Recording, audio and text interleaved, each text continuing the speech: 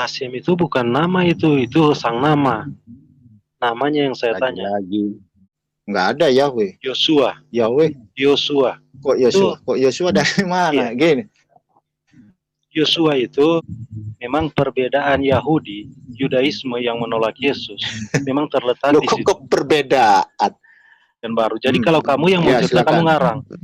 Jadi saya mau ceritakan sesuai kitab suci. Kok ngarang gimana? Waktu yang itu, ngarang itu perjanjian bagaimana baru. kamu mau menceritakan gitu? Perjanjian baru? Iyo sok-sokan membawa Eungalion. Eungalion itu muncul abad berapa? Bukan tapi oleh orang Romawi. Kamu tahu yang itu lebih dari ratusan. Tunggu apa? dulu, Josephus kamu tahu yang diceritakan. Tunggu dulu, loh, jangan potong dulu. Diam, rantai perak. Lu sok tahu banget tentang Eungalion lu ya. Saya tanya. Saya memang tahu. Saya kan sudah menerima Yahudi. Apakah Yesus itu disembah oleh Abraham? Tentu tidak. Tetapi Allah yang... Saya mau meluruskan kamu. Itu kamu jangan asal ngomong sembarangan begitu. Semua yang kamu tuduhkan saya tidak benar. Di mana saya menghujati WA? Saya sendiri tidak punya WA. Udah. Tuhan mereka adalah doktrin mereka, gitu loh. Berbeda dengan Judaism dengan Muslim. Tuhannya siapa? Allah. Mana kesamaannya gitu? Tuhannya Yahudi dan Tuhan Islam gitu, bro. Tapi ada Firaun bukan orang Mesir. Biar paham Anda kan? Firaun yang bekerja. Kan ada tokoh penting di dalam perjanjian baru untuk penyebaran agama Kristen. Tunggu dulu. Iya. Pak, diam dulu, Pak. Sabar dulu, Pak. Diam dulu. Jangan kejang-kejang dulu. Nggak saya persoalkan di sunat mana ada saya persoalkan. Ya sama, saya juga jawab nggak saya persoalkan. Musa mau di Firaun berapa tahun, mau umurnya berapa tahun, nggak saya permasalahkan. Sekarang giliran saya tanya. Tahu. Jadi kalau kami ditanya nggak tahu, jangan mempremi. Jadi kalau tahu jelaskan, kalau nggak tahu jawab, gitu aja. Bapaknya Paulus, Anda aja nggak ngerti. Anda itu hukum Taurat itu paham. AOA katanya. Berarti Ali dari mana Stefanus? Anda sosokan ngomong Yahudi. Kok jauh dari mana jauh? Dari Hongkong.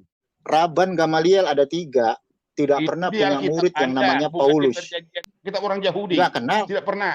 Nggak kenal. Mana nama Yesus dalam perjanjian lama?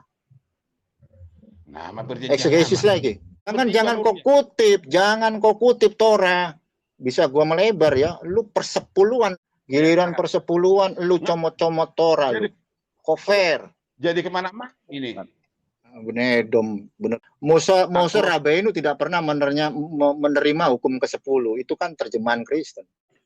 Kitabmu terjemahan, jadi lu diam dulu ya, jangan pilih dengan kitab terjemahan.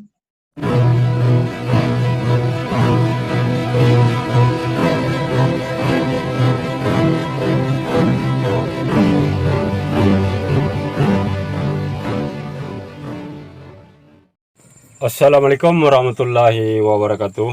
Alhamdulillahillazi hadana lihaza wa ma kunna linahtadiya laula an hadanallah. Asyhadu an la ilaha illallah wahdahu la syarikalah wa asyhadu anna Muhammadan abduhu wa rasuluh. Puji syukur kehadirat Allah Subhanahu wa taala karena kita masih diberikan waktu dan kesempatan berjumpa kembali melalui channel Salam Satu Akidah. Semoga kita semua dirahmati Allah dan diberi kekuatan serta keteguhan hati di dalam iman Islam untuk terus meningkatkan iman serta ketakwaan kita kepada Allah Subhanahu wa taala. Baik, saudaraku semuanya, pada kesempatan kali ini saya akan kembali melanjutkan sebuah video diskusi antara Yudaisme dengan Kristen ya. Yang mana pada video sebelumnya ada saudara Valen dari Yahudi, pemegang kitab Torah, yang sudah berdiskusi dengan beberapa orang Kristen ya. Namun tetap saja Kristen tidak mampu untuk mencocokkan atau mensinkronkan ajaran mereka dengan Torah tersebut. Nah, begitu juga di video kali ini ada beberapa orang juga pihak Kristen yang mencoba beberapa sisi untuk mencari celah supaya kitab yang mereka yakini yaitu Bible supaya sama dengan kitab Torah yang berbahasa Ibrani dan yang dipegang oleh saudara Valen ini. Namun tetap saja ini tidak membuahkan hasil ya untuk kaum Kristen. Nah, setelah mereka buntu atau tidak mendapatkan tempat menurut kitab Taurat tersebut, malahan mereka mencoba menyerang pribadi saudara Valen ya, yang seakan-akan mereka tidak puas dengan apa paparan yang disampaikan oleh saudara Valen ini. Nah, sebelum kita dengarkan videonya, saya mengucapkan terima kasih yang setinggi-tingginya kepada saudaraku semua yang sudah mendukung channel ini dengan subscribe, juga yang baru bergabung jangan lupa subscribe.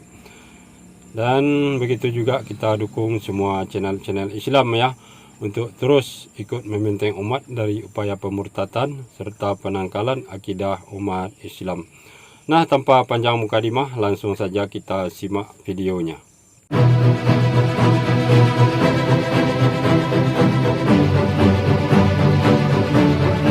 Valen, nama Tuhan orang Yahudi siapa ya, Valen? Hashem. Bukan, itu sang nama itu. Namanya saya tanya. Ya Hashem. Hashem itu bukan nama itu sang nama. Namanya yang saya tanya. Lagi. Ya, kami nyebutnya sebagai Hashem, kami tahu itu. Ya. Yang jelas bukan Yesus. Yesus kamu tahu dari apa kan? Yunani kan? Dari apa? Bukan, Yesus kan bahasa Indonesia. Ya, dia Nggak kan ada dari bahasa dari Yunani. nggak ada bahasa Yunani, nggak ada. Konsonan Y nggak ada. Yesus. Iya, kalau dari Itu Yunani Yesua kan itu. Dari Yehosua. dari mana? Dia dari Yehosua dia. Dari Yosua yang mana? Ada Iya. Yosua bin Nun. Iya. Tapi bedanya kan ini dinamakan oleh malaikat. Engkau harus menamai dia Yesus, Yehosua. Siapa? Itu dalam bahasa Ibrani itu Yahweh Juru Selamat itu. Mana ada nama Yahweh? Itu. Nggak ada Yahweh. Yosua. Yahweh. Yosua. Kok Yosua? Kok Yosua dari mana? Gini. Yosua itu Nggak ada nama Yahweh itu ya. teofori, karena ini orang-orang Ibrani nama mereka itu mengandung arti teofori gitu. Ada penggalan nama Tuhan gitu. Iya, jelas. Ya. Kalau terus apakah saya contohnya Yoel ya, itu apa Yoel artinya? Ya, ada penggalan nama Yoel Shem itu apa artinya? Iya, ada penggalan nama Shem. Tapi yang jadi premis adalah Allah kan? Hashem adalah Allah kan Yoel. Nah, Yehosua adalah Allah. Loh, kok Yosua adalah Allah? Gimana sih? Gini, Pak. Sebentar ya. Kamu buka kamus Alkitab, kamu lihat kata Yod Hewa Hehes itu, lalu kamu lihat itu Yehosua itu. Gua tahu. Kalau di dalam kamus Alkitab LAI, Tuhan Nuru Besar itu adalah salinan nama dari Allah Israel yaitu Yahweh. Itu kan kamus dari Christian Bible. Iya. Berbeda dengan kami ya di dalam perspektif Judaism. Ada nama yang memakai penggalan nama Hashem, banyak Yehosua bin Nun. Terus malaikat juga ada yang memakai penggalan dari nama Hashem, rata-rata Mikael, Gabriel, Rafael. Nah, tetapi apakah mereka yang memakai penggalan dari nama Hashem itu adalah Hashem? Itu premisnya yang harus diselesaikan. Sama halnya kayak begini, Pak. Talmid murid daripada Moses Rabbeinu namanya Yehosua. Yod He itu adalah penggalan dari nama Hashem. Tetapi apakah Yehosua itu adalah Hashem? Enggak. Begitu juga dengan ketika Gabriel memberi nama kepada anak daripada Miriam, dikasih nama Yeshua, apakah Yeshua itu adalah Hashem? Enggak. Kan begitu. Arti nama Yeshua apa? Yod Shin Fo Ayin. Yod itu adalah bisa disebut sebagai Hashem. Shin Fo Ayin itu diteruskan menyelamatkan, artinya adalah Hashem menyelamatkan. Tetapi apakah orang yang punya nama Yeshua itu adalah Hashem? Kalau malaikat yang memberi nama itu pasti ada tujuannya. Karena di situ alasannya dia bilang, karena dia yang akan menyelamatkan umatnya. Oh, Itu begitu. bukan cuma dibilang Yesus, tapi dibilang alasan diberi nama itu karena dia akan menyelamatkan umatnya. Itu jelas di perjanjian baru. Bagaimana Yoske bisa menyelamatkan manusia jika dirinya sendiri ketika di Kalvari dia berteriak Elohi Elohi lama azzaftani. Ini memang perbedaannya sebegini ya, saya maklum itu ya. Memang perbedaan Yahudi, Yudaisme yang menolak Yesus memang terletak Loh, di situ. kok perbedaan? Iya. Anda kan menarasikan Anda harus akui sesuai kan? dengan Anda harus akui. Loh, kita harus nggak menerima Yesus sebagai seorang Iya, saya tahu. Ya. Saya akui itu, Falan. Saya akui. Bahkan Yesus sendiri kan memang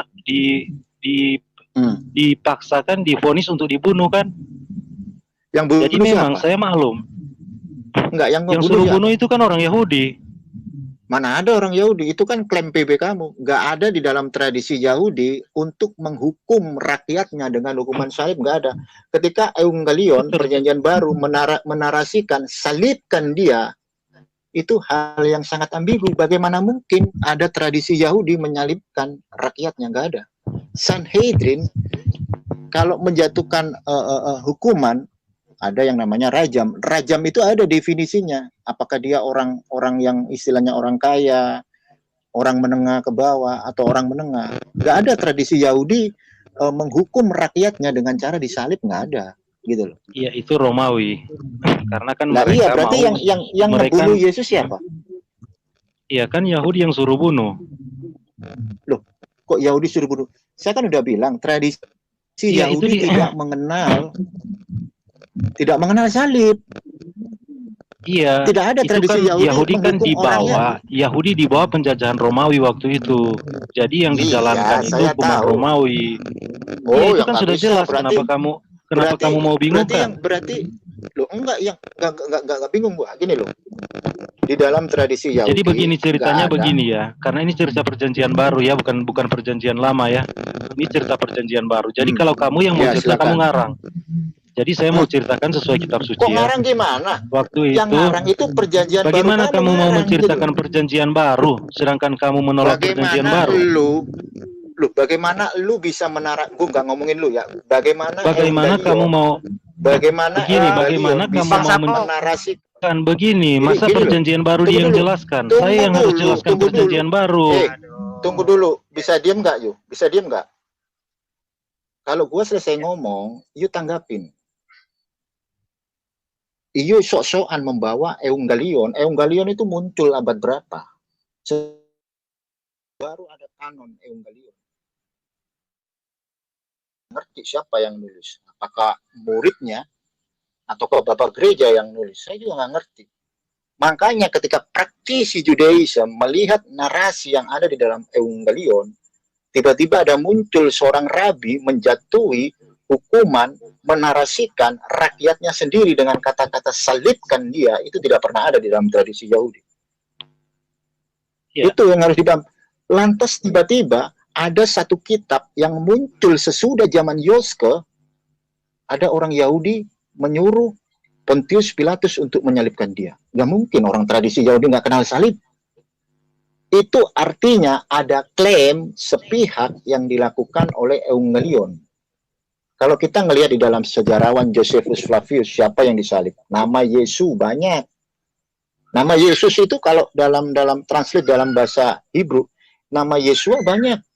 Di era Misnaik, di era Bait Suci kedua, nama Yesua banyak. Hukuman salib yang dijatuhkan oleh orang Romawi itu lebih dari ratusan.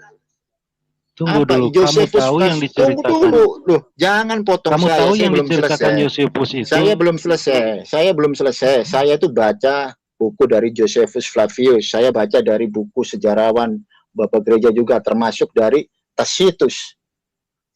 Bagaimana mungkin saya ini mengerti tradisi Yahudi gitu. Bagaimana mungkin ada seorang Yahudi itu memberi hukuman salib? Nah, kalau Anda menarasikan ada orang Yahudi membuat hukuman salib, itu nggak benar. Kenapa? Karena di dalam tradisi Yahudi nggak ada hukuman salib. Berarti yang ngebunuh siapa? Hukuman salib itu dari siapa? Romawi, Bani Edom. Siapa Bani Edom? Saya sudah boleh bicara. Tunggu Adit, dulu dia lah, tunggu ini, sabar. dia Adit ini bicara sabar dulu. terus, bukan berbicara tentang perjanjian baru. Ya, Harusnya jadi saya yang begini. menjelaskan perjanjian baru, bukan dia. Iya, begini Bang Rante Pera, biar Oke, diselesaikan. kamu suruh dia bicara tentang perjanjian baru. Tunggu dulu. Nah, Bang Gimana satu-satu. Kamu kok Biar Bang Palen selesaikan dulu. Itu sama saja Nanti kalau dia, Bang saya bahas kalau Al-Quran dengan Muslim, lalu kamu mute yang Muslim. Gini. Sama saja Tunggu itu. dulu, diam Rantai Pera. Lu sok tahu banget tentang Eungalion lu ya. Saya tanya Saya sama memang Anda, ya. tahu. Saya kan Oke, sudah menerima. Yahudi memang menolak. Nah, Yahudi yang menolak. Tunggu dulu. Yesus itu orang apa ya, dalam Eungalion? satu-satu tuh ngomongnya. Silakan Bang Palen diselesaikan dulu. Nanti kalau sudah selesai, Dia tidak baru mau Bang Rante Pera berhenti, dia tanggapi gitu bicara loh. terus. Berhenti kalau sudah materinya sudah tersampaikan, saya yakin pasti berhenti beliau itu. Sabar sedikit lah ya. Silakan Bang Palen selesaikan. Ya jadi begini loh, Pak Rantai Perak, saya itu tahu Anda itu penghujat. Saya itu tahu bagaimana Anda berdialog. Diam dulu, bisa apa yang saya hujat? Kamu bilang saya penghujat, apa yang saya hujat? Aduh, gimana ini ya? Sabar dulu lah. Nanti ditanggapi sekalian gitu loh, Bang Tepera ya. Kayak kami jadi seorang Muslim ini loh. Kami sebagai seorang Dia Muslim bilang tuh saya penghujat. setia mendengar gitu loh. Ya lu tapi bisa nanti diam, Bang diluruskan. Ya. Gua tahu Ya, lu nanti narasi semua lu di WA lo. Di Lu WA, saya ngomongin tidak gua, punya lu. WA. Kamu pendusta Nggak punya kamu. WA apa? Mana saya punya Aduh. WA? Lu diam. Kamu Lu diam tanya nggak? ke semua Lu bisa teman diam. saya. Semua di YouTube kalau 3 menit. Aduh, Lu diam. begini kalau ndak teratur begini saya serahkan ke Sabu Katenan. Jadi begini, Bang Rante Pera, biarkan Bang Palen selesaikan dulu ya. Apapun nanti yang Anda ingin sampaikan, nanti Anda dapat waktu gitu loh. Sabarlah ya. Kayak kita orang Islam loh, sabar sekali mendengarnya ya. Oke, begitu Bang ya. Kan ajaran kasih katanya. Oke, silakan diselesaikan dulu Bang Palen, silakan. Nanti Bang Pera gilirannya ya mengkotor, silakan. Silakan Bang Palen. Anda masuk ke sini, temanya itu adalah perihal nama Tuhan. Ini kok gresek-gresek Pak ya? Siapa yang beresek nih? Sebentar, kayaknya ini Rante Pera ini. Jadi mute dulu. Bentar. Aduh, Rante Pera ya. Ya oke, silakan lanjut Bang Palen. Jadi tema yang kita usung dari tadi itu adalah membahas konsep ketuhanan. Artinya yang kita bahas itu adalah konsep ketuhanan. Nah, mumpung di sini ada 3 praktisi dari Judaism, dari Muslim atau Islam, dan juga Anda sebagai seorang Kristen. Yang dibahas itu adalah Tuhan. Dan yang paling viral, apakah Tuhannya orang Yahudi, Tuhannya orang Muslim, Tuhannya orang Kristen, apakah itu sama? Apakah itu satu? Ini yang dibahas gitu. Muslim menjelaskan sesuai dengan perspektif Al-Quran bahwa Allah itu adalah Allah yang disembah oleh Ibrahim. Dan di dalam Judaism, Hashem yang disembah itu adalah siapa? Sembahnya siapa Hashem? Kalau bukan sesembahan daripada bangsa Israel. Dan Hashem itu disembah oleh Abraham. Abraham kalau ditranslate ke dalam bahasa Arab itu jadi Ibrahim. Rumpun Semitik. Sama halnya dengan Yesua ditranslate dari Greek Ioseus ditranslate menjadi Yesus dalam bahasa Indonesia. Ini tata kaidah bahasa untuk konteks translate. Dan kalau saya bertanya kepada Anda sebagai seorang praktisi Kristen, siapa nama Tuhanmu? Dan pasti semua iman fundamental dari kekristenan akan menjawab, Tuhan kami adalah Yesus. Nah, di sini ada satu perbedaan, tapi bukan diperdebatkan secara kusir. Apakah Yesus itu disembah oleh Abraham? Tentu tidak. Tetapi Allah yang disembah oleh umat Muslim itu adalah Allah yang disembah juga oleh Ibrahim. Ini konteksnya, Pak. Silakan. Silakan di open mute-nya Bang Rante Pera, giliran Anda sekarang ya. Nah, kalau begini diskusi kan enak didengar gitu kan. penontonnya juga ikut mempesona, ikut teredukasi di bawah sana. Oke, silakan Bang Rante Pera. Saya juga senang diskusi ya, Dit. Valen, saya senang sekali diskusi asal berkata yang benar. Makanya saya suka memotong kalau perkataan itu sudah tidak benar. Saya penghujat, kamu tahu saya di WA. Saya ini tidak punya WA, kamu tanya ke semua orang di YouTube. Saya tidak punya WA. Udah ini yang dibahas ini. Semua orang yang minta nomor dialog saya. Atau you mau keluar dari sini? Ya udah saya aja yang jawab aja sih. Saya mau meluruskan kamu. Saya mau meluruskan kamu. Itu kamu jangan asal ngomong sembarangan begitu. Semua yang kamu tuduhkan kepada saya tidak benar. Di mana saya menghujat WA? Saya sendiri tidak punya WA. Udah. Enggak usah kita bicara pribadi lah. Udah. Kembali begini. Udah kick aja. Gua nggak suka dialog dengan orang yang nggak kredibel. Kick. Udah kick. Gua udah tahu sejarah lu Rantai Perak. Udah kick. Sorry. Ya, gua. Oke, kita kalau nggak kredibel. Ya. Sabar dulu Bang Palen ya. Ini Bang Taizan ini Kristen apa Islam Bang? Oh, kalau anunya logonya Yudisme kayaknya. Halo Bang Latasian NS. Ya, kok main tendang begitu? Itu kan ini memang nggak sehat. Dari tempo hari saya lihat nggak sehat. Ini room ini nggak sehat. Begini loh Pak. Dikasih kesempatan bicara. Gini loh Pak. Kalau kita mau dialog harus sesuai dengan tema. Nggak perlulah kita ngomongin yang enggak gitu loh. Paham nggak Pak? Netizen kasihan, mereka pakai kuota loh nonton YouTube. Orang temanya dari tadi kita awal tuh bahas tentang Tuhan. Saya bukan tipe orang yang dialog, yang debat kusir, enggak, saya nggak mau. Oke, lanjut Pak Aditya. Oke, terima kasih Bang Palen. Ini Bang Cinta ini Kristen apa Islam Bang? Halo. Aduh. Oke lah. Silakan Bang Palen, lanjut Bang Palen. Ini banyak yang iseng. Mungkin sinyalnya mungkin ya kurang bagus ya. Ya. Oke, silakan dilanjut Bang Palen, diselesaikan. Jadi sesuai dengan tema ya. Tadi sudah enak kita dialog ya kan. Dialog dengan Muslim itu enak. Kalau masalah konsep Tuhan gitu, tentang Tuhan ya, nggak ada perbedaan gitu. Kita mengambil satu narasi garis besar. Kalau bahas masalah perbedaan, kita juga nggak akan sembunyi-sembunyi gitu. Dalam Judaism sendiri ada perbedaan, banyak di dalam Gemara. Begitu juga dengan Muslim pasti ada perbedaan-perbedaan, tapi bukan hal yang fundamental.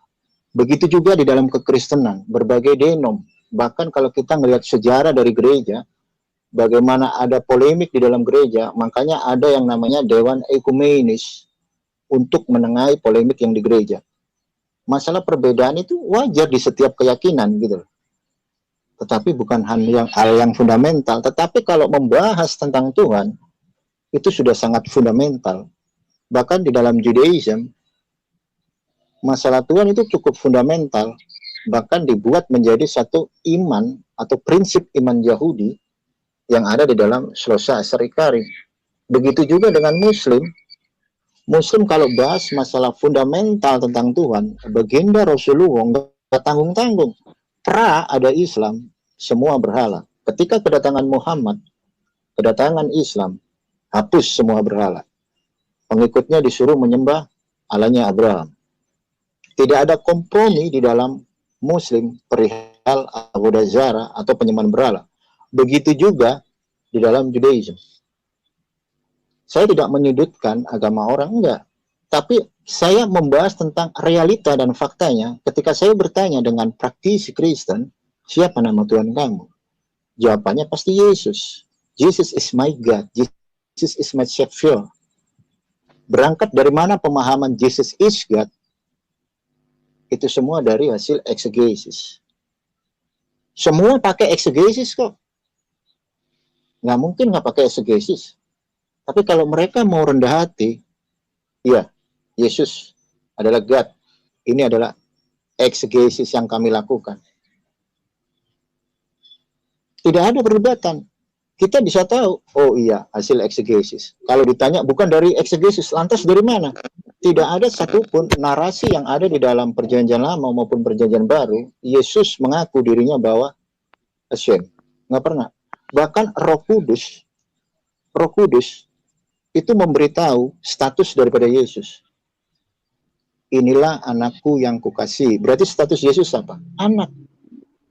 Ketika Yesus naik ke surga, saya mengutip narasi yang ada di dalam Wahyu, Yesus tetap menjadi anak domba Allah. Berarti status Yesus garis besarnya apa? Anak, bukan Bapa. Bahkan Paulus sendiri bilang, namun bagi kita hanya ada satu Allah saja, yaitu Bapa. Artinya Bapa dengan anak lebih tinggi Bapa. Kalau Yesus setara dengan Bapa, artinya Yesus memiliki informasi yang ada dalam diri Bapa. Tetapi pada realitanya Yesus tidak tahu informasi sepenuhnya yang ada dalam diri Bapa. Bagaimana bisa dikatakan setara? Tapi mereka mengambil langkah pendekatan Bapak Gereja untuk melakukan eksegesis. Nggak ada masalah, itu iman kalian, fundamental kalian di situ. Makanya banyak dari Kristen yang bercorak Trinitas, Kristen yang bercorak Oneness Pentakostal. Mereka kedua belah pihak ini sama-sama mengakui Jesus is God, tapi ketika dia ditanya salah satu, apakah engkau percaya Trinitas? Enggak, dibilang bidat, masuk neraka. Artinya Tuhan mereka bukan Yesus. Tuhan mereka adalah doktrin mereka, gitu loh. Berbeda dengan Judaism dengan Muslim. Tuhannya siapa? Allah. Allah itu siapa? Yang disembah Ibrahim. Yahudi tanya, Tuhannya siapa? Hashem. Hashem itu siapa? Yang disembah oleh Abraham. Selesai. Nggak ada perkara. Lanjut, Pak Aditya. Oke, terima kasih. Jadi begini teman-teman Kristen ya. Bukannya di sini kita tidak memperlakukan tidak adil, tidak ya. Jika diskusinya seperti tadi siapa tadi yang pertama Pak Ibno atau apa tadi lupa saya, itu agak lumayan ya, yang walaupun suka potong-potong tapi masih kita toleransi gitu kan. Yang kita mau diskusi itu ya yang manis lah, yang enak, bisa apa penonton itu juga teredukasi gitu kan. Nah, kalau satu ya, satu lagi tambahan Pak Aditya, zaman ya, modern sekarang orang nggak punya WhatsApp itu nggak mungkin ya. Ya, itu tadi ya teman-teman Kristen. Jadi apa namanya, sejauh Anda berdiskusi itu kalau bahasa saya itu mempesona ya, ngerti aturannya ya, tidak pakai apa namanya, tidak motong-motong di tengah. Nah, itu insya Allah tetap akan kita pertahankan gitu loh. Nah, sekarang narasumber dari pihak Yudaisme itu masih apa namanya belum menyelesaikan. Saya nanya dulu, Anda belum dapat poinnya, tapi motong di tengah jalan. Oke, silakan Ustaz. Oke. Ya, sambil nunggu, ini menarik ya dialog sama Bang Valen. Tadi saya sempat melihat di channelnya si Edis, mereka membahas tentang takdir ya. Jadi enak nih kita berbicara. Jadi berbeda itu bukan berarti harus ini ya, harus malahan menarik gitu ya. Jadi saya ingin mengetahui juga di dalam perspektif Yahudi konsep tentang takdir ini ya. Sedikit saya ngasih menjelaskan ya, si Edis ini salah ya di dalam dia mau memahami tapi dia membantah yang dari Islam ini sehingga dia nggak dapat apa-apa gitu. Jadi di dalam Islam memang konsep awal tentang takdir itu kan itu bisa kita lihat di dalam surah Ar-Ra'd ya. Likulli ajalin kitab. Maka dari segala semua yang terjadi ya, bahkan sampai tahun jatuh pun ya, semuanya ini perjalanannya ini sampai nanti akhir dunianya itu semua udah ditetapkan Tuhan ya, jadi udah ditetapkan Tuhan. Nah, jadi mereka bertanya, jadi kalau udah ditetapkan misalnya yang ini udah jadi masuk neraka, jadi Tuhan tuh nggak adil lah. Sekarang yang menjadi pertanyaan, siapa di sini yang tahu tentang takdir dia? Nah, jadi di Al-Quran itu belum berhenti tuh konteks yang semuanya udah ditetapkan. Kemudian disambung ayat itu yamhullah ma yasha ya likulli ajalin kitab yamhullahu ma yasha'u wa yusbit ya wa indahu ummul kitab.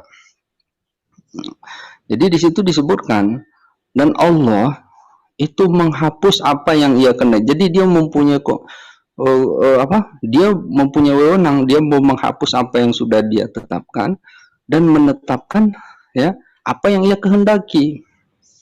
Nah, jadi artinya konsep awal di dalam Islam udah ditetapkan. Jadi semuanya udah ditetapkan. Tetapi yang udah ditetapkan itu Allah juga punya kuasa bahwa dia menghapus yang sudah dia tetapkan, menetapkan apa yang dia kehendaki. Ya, itulah makanya di dalam Islam ada dua hal yang bisa mengubah takdir itu, yaitu dengan doa dan dakwah. Itu istilahnya. Dakwah ini bermakna luas ya, artinya dia ada ikhtiar ya. Tetapi intinya bahwa manusia ini nggak ada yang mengetahui takdirnya gitu, sehingga karena dia nggak tahu, dia maka harus berlomba-lomba untuk melakukan kebaikan. Jadi artinya dia berusaha di dalam hidupnya untuk melakukan segala kebaikan. Nah, coba Bang Palin, kalau konsep takdir kalau konsep di Yahudi gimana, Bang? Silakan. Ya, jadi kalau dalam perspektif Judaism, manusia itu ada yang namanya nefes, ada yang namanya neshama. Jadi nanti sewaktu kita mati, kita dipanggil sama Hashem, itu neshama kita. Masalah takdir, ini kan masuknya ke dalam Kabbalah ya. Kalau takdir ini sudah ranahnya ke Kabbalah. Jadi manusia itu diberi free will, diberi kehendak bebas. Ini Torahku. Jika kamu melakukan ini, kamu ada perjanjian sama Hashem. Jika kamu melakukannya, selamat.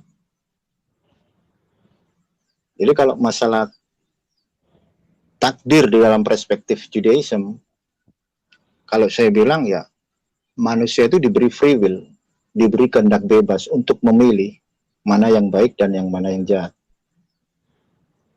Jadi ada saatnya ketika Hashem itu menguji dari manusia dengan cara Hashem tersendiri. Jadi kalau kita ngomongin takdir, itu semua rahasia daripada Hashem. Kita nggak berani bicara lebih. Jadi apa yang disampaikan oleh para guru-guru saya, para rabi, ya itu yang saya sampaikan. Dan kita tidak berani keluar dari koridor, Pak.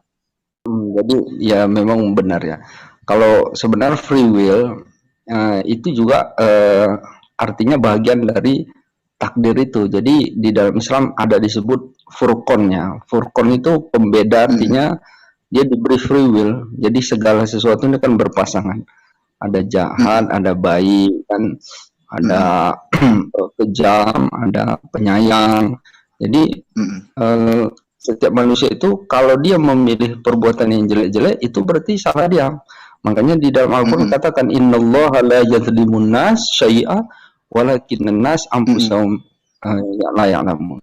Sesungguhnya Allah tidak sedikit pun menzalimi manusia. Jadi Tuhan itu tidak sedikit pun ya membuat ketidakadilan atau menzalimi manusia. Nah, jadi walakin nas, jadi akan tetapi manusia ini tidak mengetahui.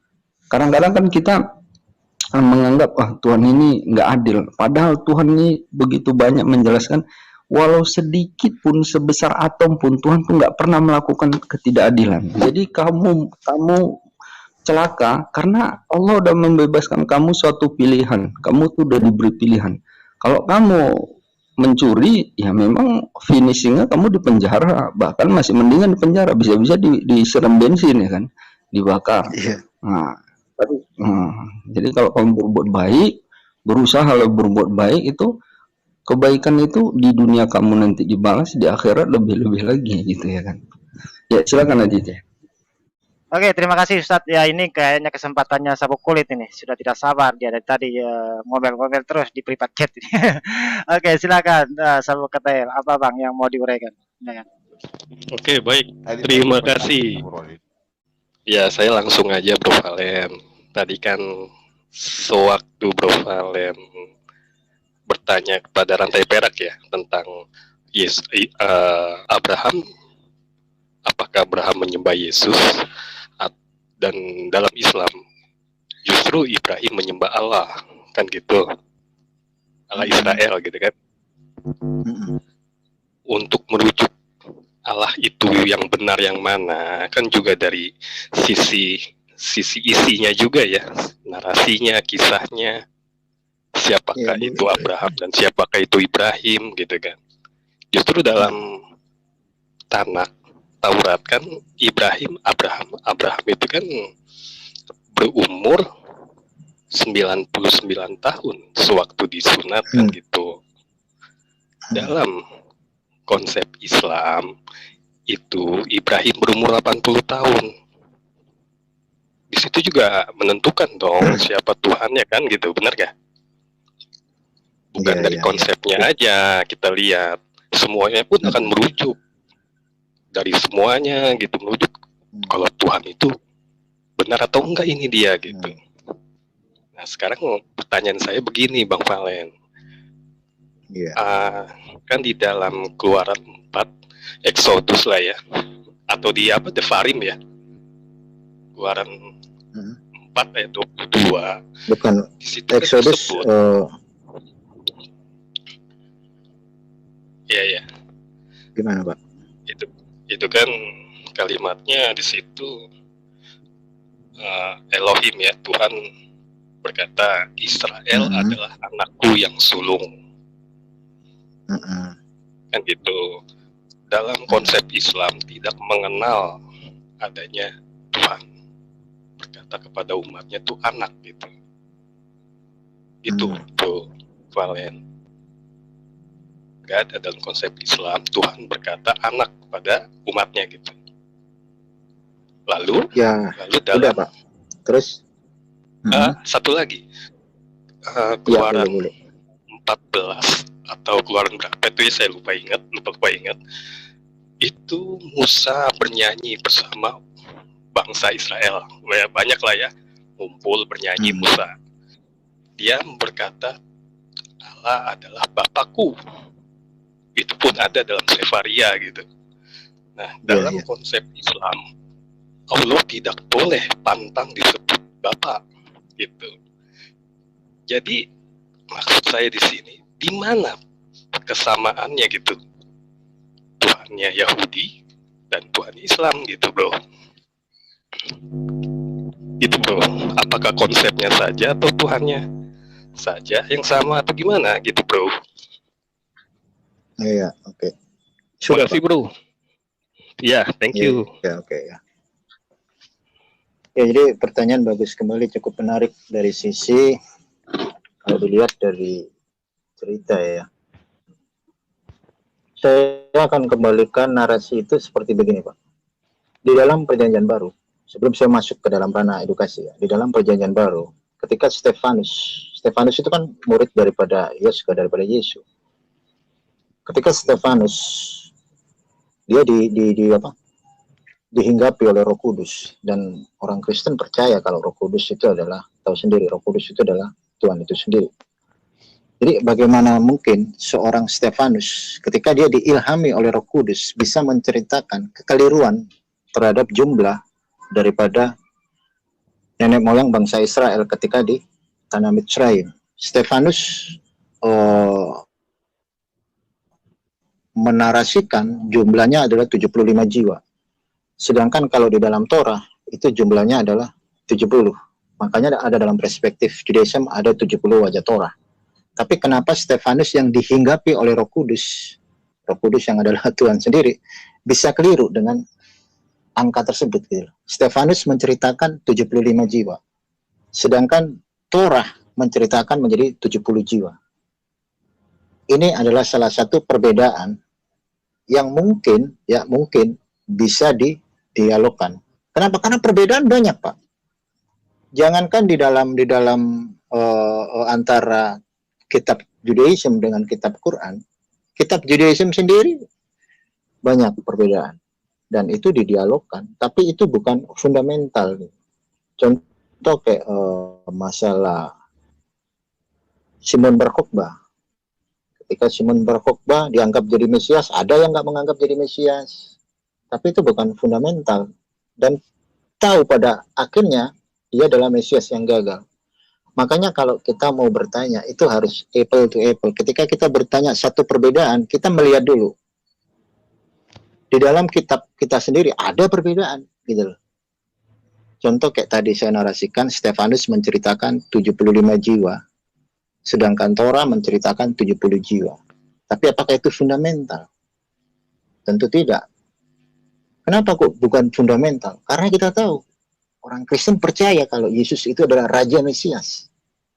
Dan mereka mengambil satu bentuk eksegesis untuk mengambil narasi yang ada di dalam Perjanjian Lama untuk membuktikan bahwa Yesus adalah Raja Mesias. Dan poinnya yang ada di dalam Perjanjian Baru, Yesus adalah Raja Mesias. Mau Stefanus cerita diilhami oleh Roh Kudus dengan menceritakan 75 jiwa, sedangkan Torah 70 jiwa, bukan fundamental. Fundamentalnya adalah di dalam Perjanjian Baru, Yesus adalah Raja Mesias. Dan ketika Yesus bertanya kepada Kefa, menurutmu siapakah aku? Engkau adalah Mesias, anak Daud. Jadi yang dibahas itu yang fundamental. Perbedaan pasti, Pak. Semua ada, semua perbedaan gitu. Tapi itu bukan hal yang fundamental. Oke, lanjut, Pak. Oke, begini. Cukup sabuk KTL ya. Saya rasa pertanyaan sudah cukup ya. Soalnya giliran teman yang lain ya. Oke, saya taruh di backstage dulu Bang Sabuk ya. Oke, makasih Bang Sabuk sudah bergabung ya. Saya mau menanggapi sebentar sih. Nggak usah Bang, nggak usah. Ya, begini. Soalnya banyak yang lain antri, ada Mr. Gia juga ya, ada Bang Pipo gitu ya. Kita kita rotasi Bang ya. Mungkin antri dulu di backstage, nanti giliran naik lagi ya. Oke. Ya, oke. Silakan. Ini gilirannya siapa tadi ya? Bang Pipo dulu ya. Silakan Bang Pipo. Katanya tadi sempat sinyalnya kurang mempesona ya. Tapi begini, sebentar dulu Bang. Tapi begini. Kan agama Kristen itu kan bersumber dari kitabnya orang Yahudi kan. Ya, jadi nggak usah berusaha ingin membenturkan orang Islam dengan orang Yahudi, itu nggak bakalan Bang ya, seperti itu. Oke, lanjut Bang, silakan. Tidak ada itu. Saya Bro Valen tadi saya akan bertanya. Kan sekarang kan itu kan yang diterangkan Bro Valen kan tentang Musa. Musa ini kan itu suatu hukum Taurat kan begitu. Maka saya tanyakan tadi. Jadi kalau tidak memahami Musa ini bagaimana dari kecilnya sampai dia menjadi nabi, bagaimana kita menerangkan yang diceritakan kan begitu.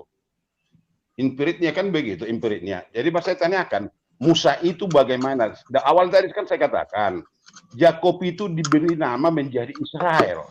Kan namanya kan Yakob, lalu Israel. Yakob yang pergi ke Mesir dengan anak-anaknya, lalu lahirlah Musa. Musa masuk ke istana Firaun. Lalu orang Israel dibawa dari istana Firaun. Pertanyaan, impiritnya atau sejarahnya, kalau saya katakan sejarahnya, karena di Alkitab kan ada.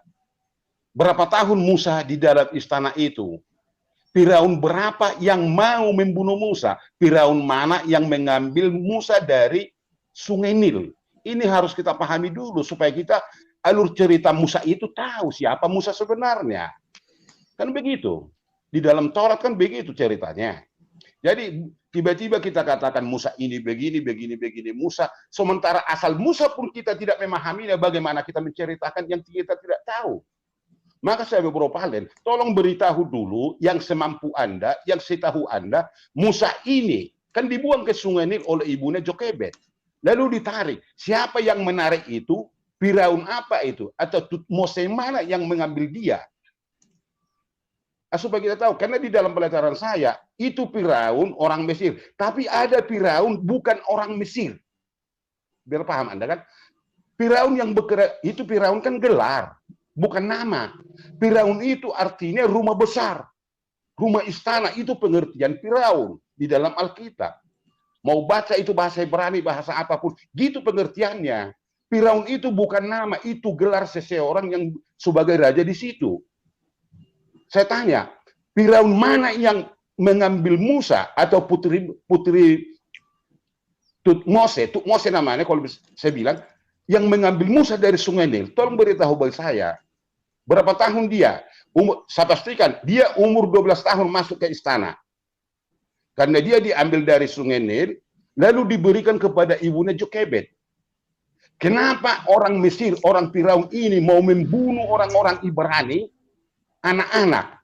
Logikanya, alur ceritanya kan pasti ada, bukan tiba-tiba dibunuh semua orang-orang Ibrani, bukan seperti itu. Ada sebab musababnya, maka itu terjadi. Supaya kita tahu sejarah hidup Musa waktu itu, karena ini kejadian. Iya kan? Bukan bukan halusinasi, ini bukan. Kejadian itu ada. Berarti ada yang tahu, ada pasti sejarahnya. Kenapa dia menjadi berangkat dari tanah Mesir, Musa ini? Karena Tutmose, Firaun keberapa yang mengusir Musa? Firaun, lalu Musa kembali ke sana. Firaun siapa yang ada di sana? Ini harus kita pahami supaya kita tahu Musa ini siapa sebenarnya. Coba dulu terangkan bagi saya. Ya, oke, ya, bagus, bagus. Pertanyaannya bagus. Saya akan menjawab itu semua dengan satu pertanyaan. Kalau Anda mempertanyakan itu kepada saya, maka saya juga harus apple to apple, wajib mempertanyakan juga. Jadi artinya begini, ketika Anda bertanya seperti itu, tolong kasih tahu saya nama kedua orang tua, tokoh penting yang ada di dalam Perjanjian Baru. Kan ada tokoh penting di dalam Perjanjian Baru untuk penyebaran agama Kristen. Tunggu dulu, iya. Pak, diam dulu, Pak. Sabar dulu, Pak. Diam dulu. Jangan kejang-kejang dulu, diam dulu gitu loh. Bukan kalau mau dialog itu bicarakan. Iya, diam dulu. Iya, diam dulu, Pak. Musa. Diam dulu, Pak. Sabar, diam. Ya, sabar, Bapak kan Pak. mempertanyakan, Bapak kan mempertanyakan itu kepada saya. Dan saya juga harus dong wajib mempertanyakan, ya kan. Kalau Bapak mempertanyakan masalah Moses Rabbeinu, saya juga berhak dong mempertanyakan seorang tokoh sentral yang ada di dalam Perjanjian Baru, yang tugasnya adalah mengabarkan Yesus kepada bangsa Goyim, dan tokoh tersebut adalah Paulus. Saya mau tanya, siapa nama kedua orang tua Paulus? Saya akan jawab pertanyaan Bapak. Nggak nyambung Anda bicara. Bapak kalau loh kok nggak nyambung gimana, Pak?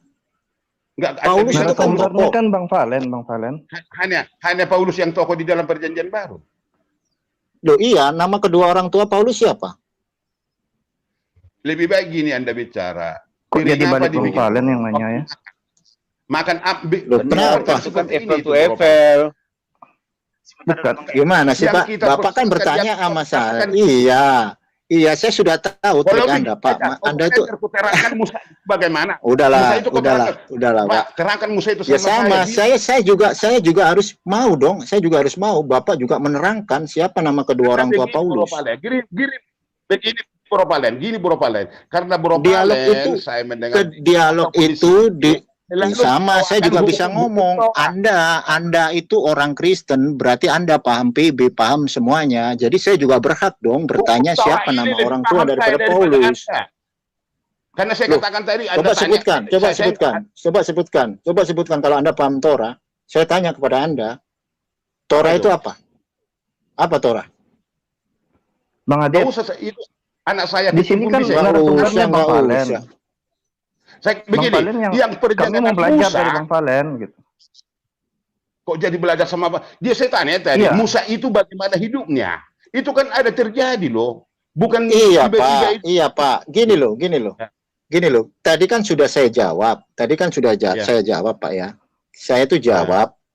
Saya takut keliru. Sebagai seorang talmid, saya nggak berani untuk memutuskan narasi itu semua. Takut salah gitu loh. Dan saya orangnya fair loh.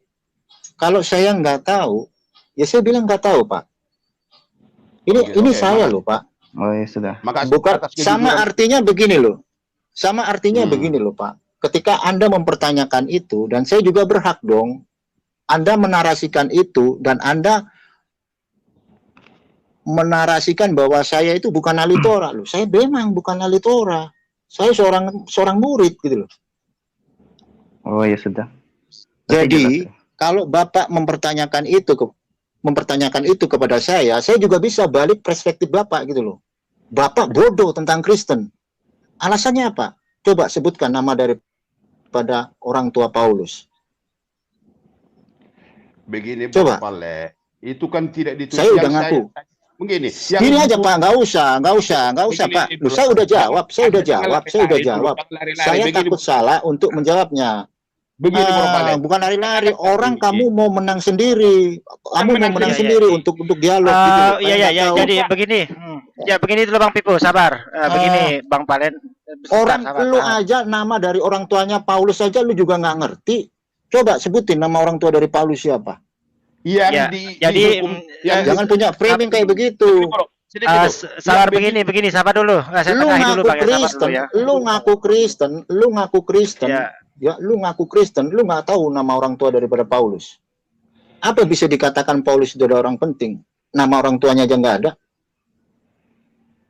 udah lain itu. Ya oke, Bangga jadi begini Bang Palen tadi kan sudah menjelaskan ya bahwasanya beliau itu kalau tidak tahu ya bilang tidak tahu gitu ya kan, Iya. selesai masalahnya kan. Udah selesai itu.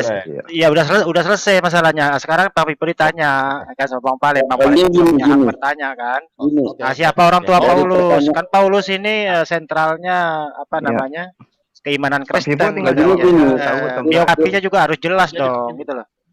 Ya silakan. Begini, Dik, saya sedikit jawab aja, dulu, Dik. Dik. Ya. Enggak gini Bang Pipo, bentar Bang Pipo. Ya, Supaya Bang Pipo mau nanya ini kan supaya pertanyaan itu bisa mengedukasi kami juga gitu.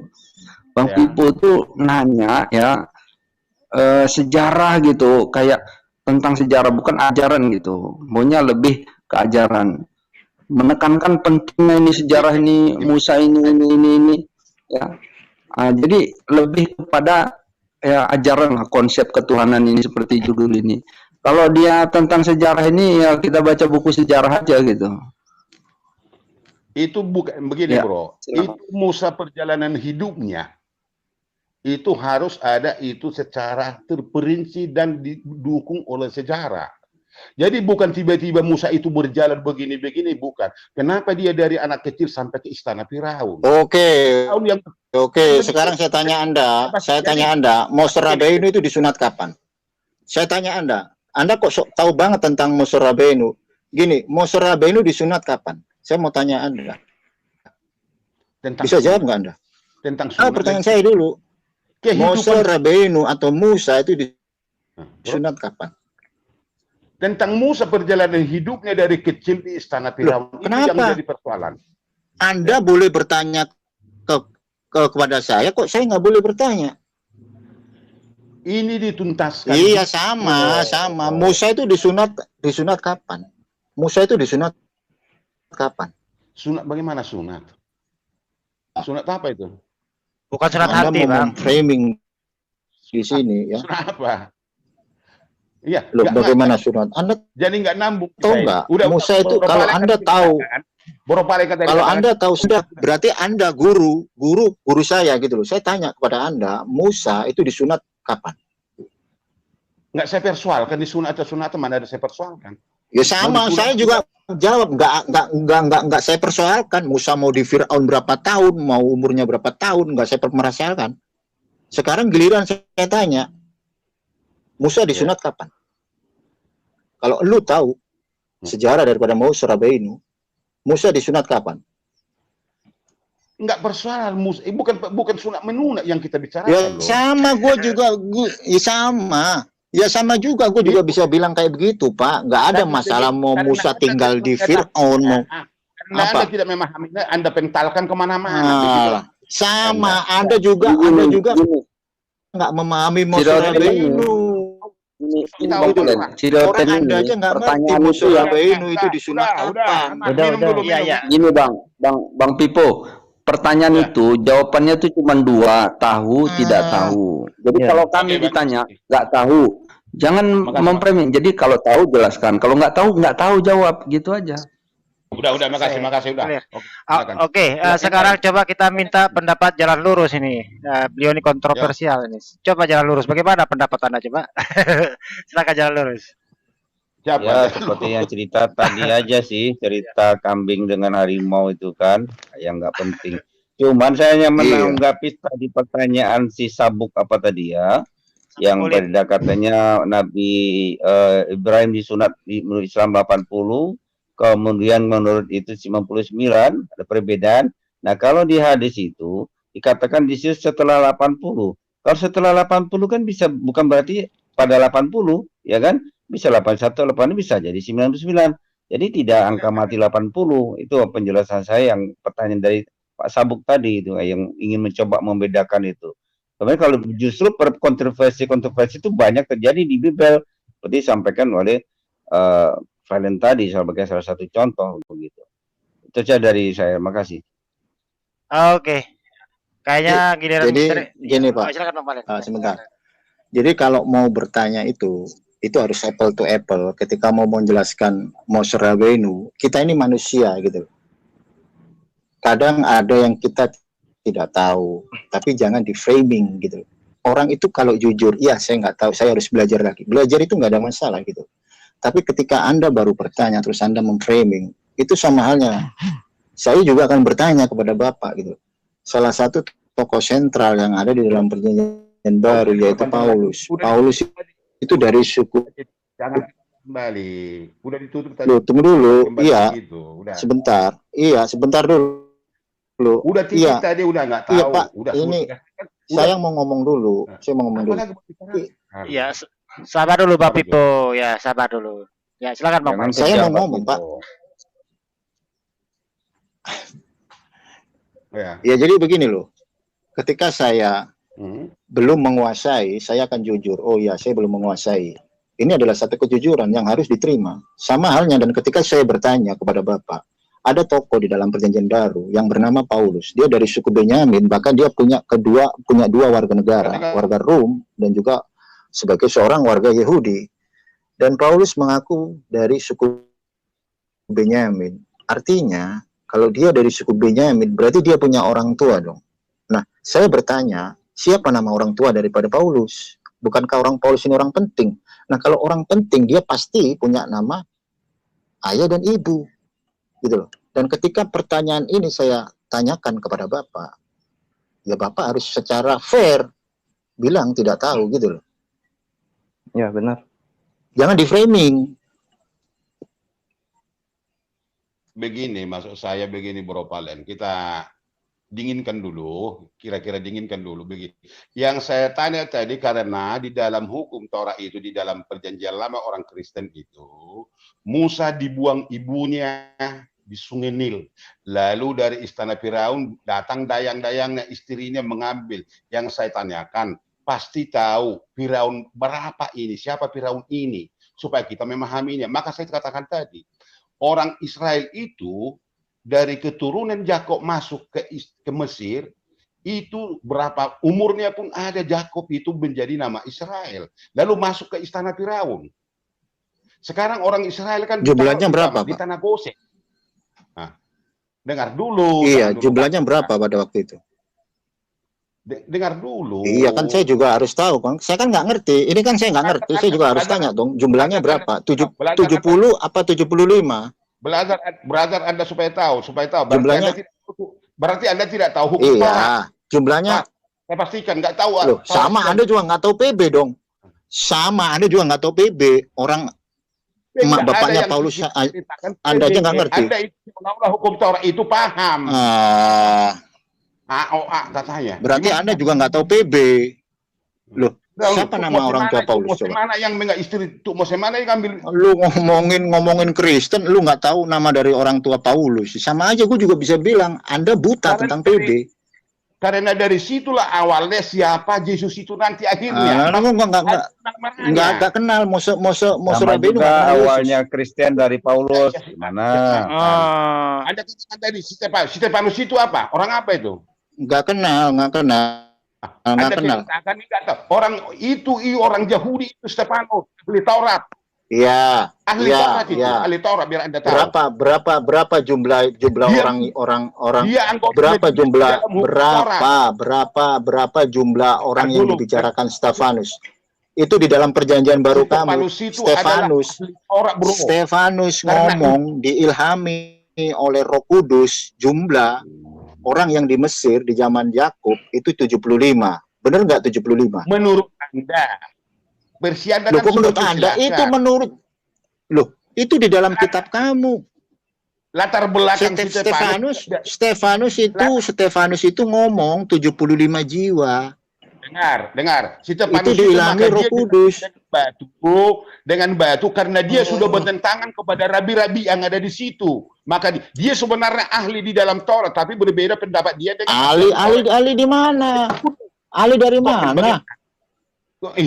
Ahli dari mana, Stefanus? Anda sosokan ngomong Yahudi. Kok jauh dari mana? Jauh dari Hongkong. Stefanus orang Yahudi. Emang Stefanus disunat di hari keberapa? Ahli Taurat. Begitu juga Rasul Paulus ahli Taurat. Mana orang tuanya aja nggak ada? Siapa nama orang tua Paulus? Cari. Bisa cari di mana, orang nggak ada. Semua literatur nggak ada nama dari, bahkan Bapak Gereja nggak tahu siapa nama orang tua Paulus. Iya, siapa nama orang tua Paulus? Siapa nama orang tuanya? Gamaliel yang mengajari dia sebagai bangsa Yahudi. Nggak ada. Ramban Gamaliel nggak pernah punya murid yang namanya Saul. Nggak ada. Jangan membohong ya. Gamaliel itu ada berapa? Ramban Gamaliel ada 3. Tidak pernah punya murid yang namanya Paulus. Berarti bohong dong kitab kamu. Sejarah daripada Gamaliel, sejarah dari Gamaliel nggak pernah punya murid dari Paulus. Perjanjian lama nggak ada. Perjanjian baru kan nggak Anda tahu. Nah, orang bukan ada perjanjian lama itu pinjam kitabnya orang Yahudi. Nggak ada, Yesus nggak kenal. Dari Adam sampai Isra Nehemia. Kita orang Yahudi. Nggak kenal. Tidak pernah. Nggak kenal. Mana nama Yesus dalam perjanjian lama? Nama perjanjian Eksegesis lagi. Iya, mana nama Yesus dalam perjanjian lama? Maka saya katakan tadi harus tahu dulu Musa siapa. Gimana? Ya sama, saya tanya juga kapan Musa disunat. Saya bisa buka sekarang. Disunat itu berarti selalu penting bagi Anda sunat itu. Loh, itu perjanjian kekal antara keturunan Abraham. Menurut Anda seperti itu memang Anda di dalam hukum Torah Anda silakan. Bagi seorang silakan. Jangan kau kutip Torah. Bisa gua melebar ya. Lu persepuluhan, lu maling dari punyanya orang Lewi lu. Oh. Jangan kutip lu. Iya. Hukum Torah Anda pahami sudah ngomong perpuluhan pun enggak. Apa? Lu perpuluhan enggak? Apa lu persepuluhan apa lu? Tahu apa tentang persepuluhan? Dari mana persepuluhan itu bentuknya uang? Itu miliknya siapa persepuluhan? Kenapa? Milik siapa itu? Persepuluhan diambil, disunat enggak diambil. Nah, ada uang. Coba baca. Apa dia itu? Persoalan apa itu? Akan babi dipakai. Giliran persepuluhan lu comot-comot Torah lu. Cover. Jadi kemana-mana ini? Bener-bener deh. Udah titik tadi. Lu sok tahu menarasikan Moshe Rabbeinu guru kami gitu loh, dari perspektif kekristenan. Sedangkan Moshe Rabbeinu nggak kenal yang namanya Yesus. Lu menghina-hina hukum Taurat. Lu menghina-hina hukum Taurat. Kenapa lu ambil persepuluhan miliknya orang Lewi? Menghina bagaimana? Hukum Taurat itu terbagi 2, terbagi 3 bagian besar. Paham? Dan dokumen dibagi 3. Apa dari dibagi 3? Nggak ada. Dari mana Torah dibagi jadi 3? Anda larang. Ya itu karena kamu nggak ngerti. Saya tanya Anda. Waktu orang Yahudi, orang Israel datang menyembah Tuhan ke Bait Allah, bawa apa? Bawa domba, bawa lembu. Betul? Jawab dulu, betul nggak? Iya, tidak membawa darah manusia. Kenapa? Karena nggak ada darah manusia di dalam Torah. Itu adalah penyembahan berhala. Dia membawa domba ke Bait Allah. Siapa domba? Kepelatarannya dibawa lalu dipotong imam. Terus? Dengar dulu. Apakah itu darah manusia? Domba binatang dibawa. Kok darah manusia? Saya nggak cerita darah manusia. Di pelataran kenapa itu. Kalau darah manusia? Saya bicara darah manusia. Kenapa?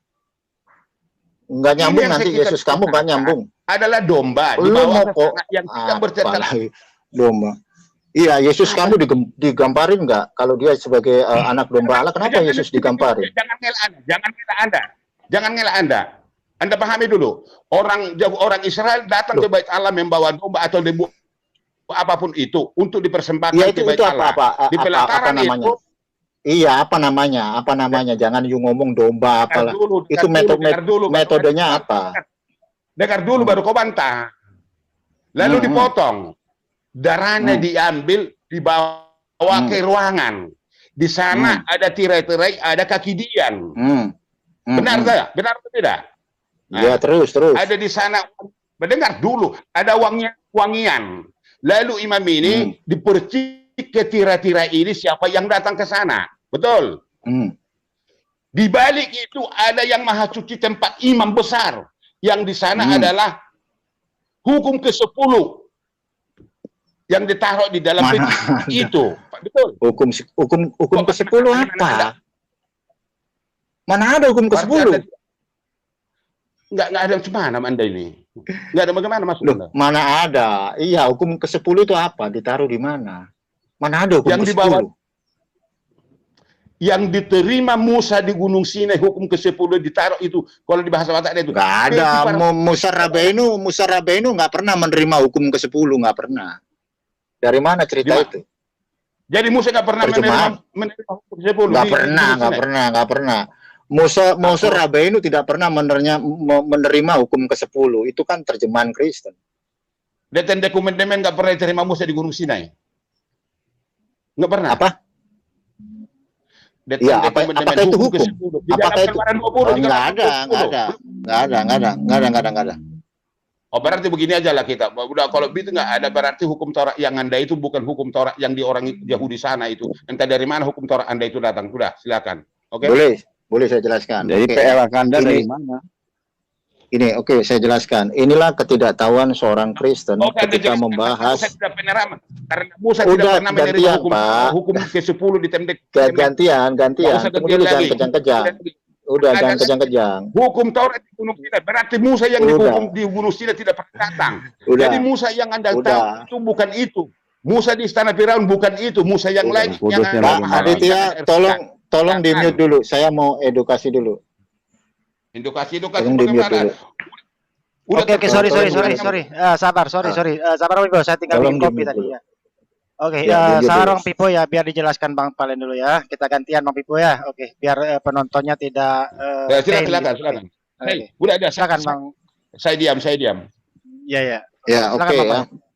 Silakan. Karena praktisi Kristen itu kan bacanya kitab terjemahan. Akhirnya yang jadi adalah salah kaprah. Nggak ada yang namanya 10 hukum Taurat, itu nggak ada. Yang ada itu Lukos Haeven, kedua Lobatu, yang disebut sebagai Asyeret Hadifrot atau Asyeret Advarim atau 10 perkataan dari Hashem. Itu ada di dalam Lukos Haeven dan itu tersimpan di dalam Aaron Hybrid, dalam tabut perjanjian. Jadi kalau kita membaca Bible miliknya orang Kristen akan salah kaprah gitu. Jadi harus dipahami dulu. Apalagi saya memegang materi ini gitu. Jadi hukum Torah itu nggak pernah ada istilah hukum Taurat itu apa? Nggak ada. Itu kan narasi Kristen, bukan narasi dari Judaism, pemilik Torah. Torah itu bukan ada 3. Torah itu ada 2, Torah Shebiktaf dan Torah Shebalpe, Torah tertulis dan Torah lisan. Nah, Torah tertulis ini dikenal sebagai Sefer HaTorah atau juga dikenal sebagai Chumash, atau dalam bahasa Indonesia itu 5 kitab yang ditulis oleh Musa.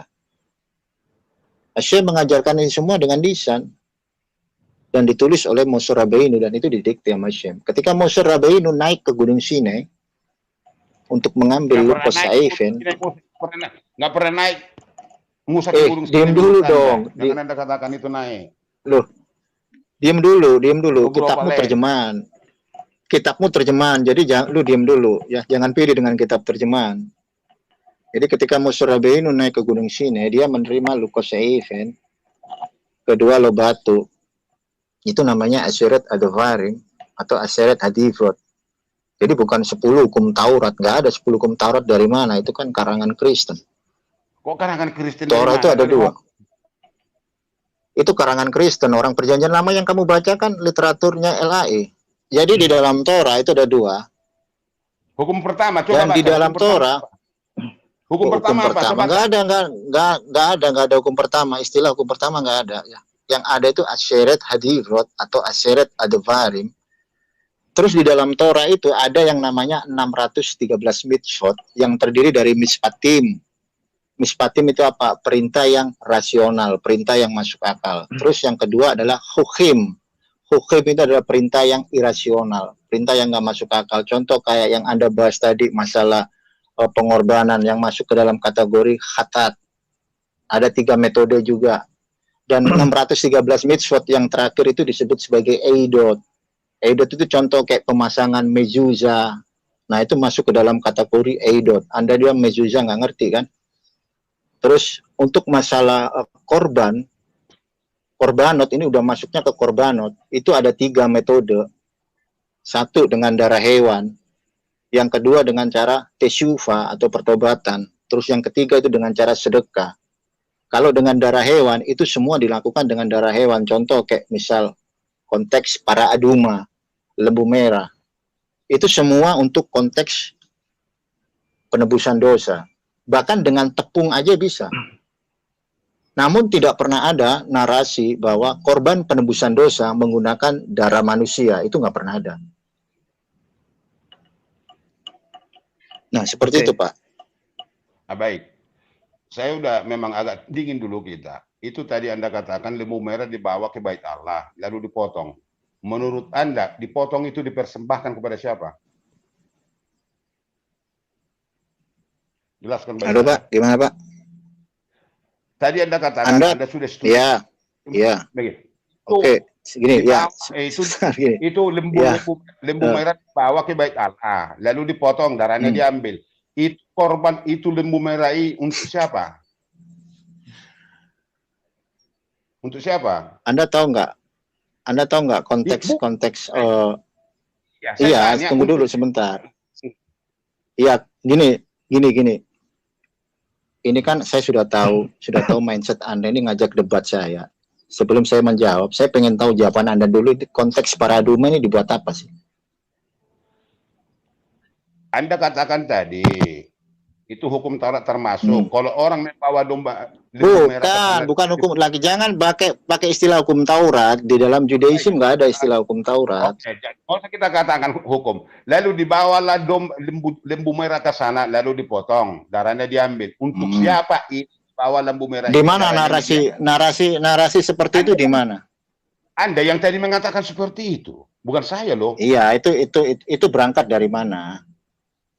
Nggak tahu saya, kau lah terangkan bagi saya untuk apa itu dikasih di bait Allah itu. Gimana? Ya sudah, kalau Bapak nggak tahu, kalau saya jelaskan Bapak diem. Ya, jangan dibantah. Apa itu untuk siapa itu? Oke, silakan.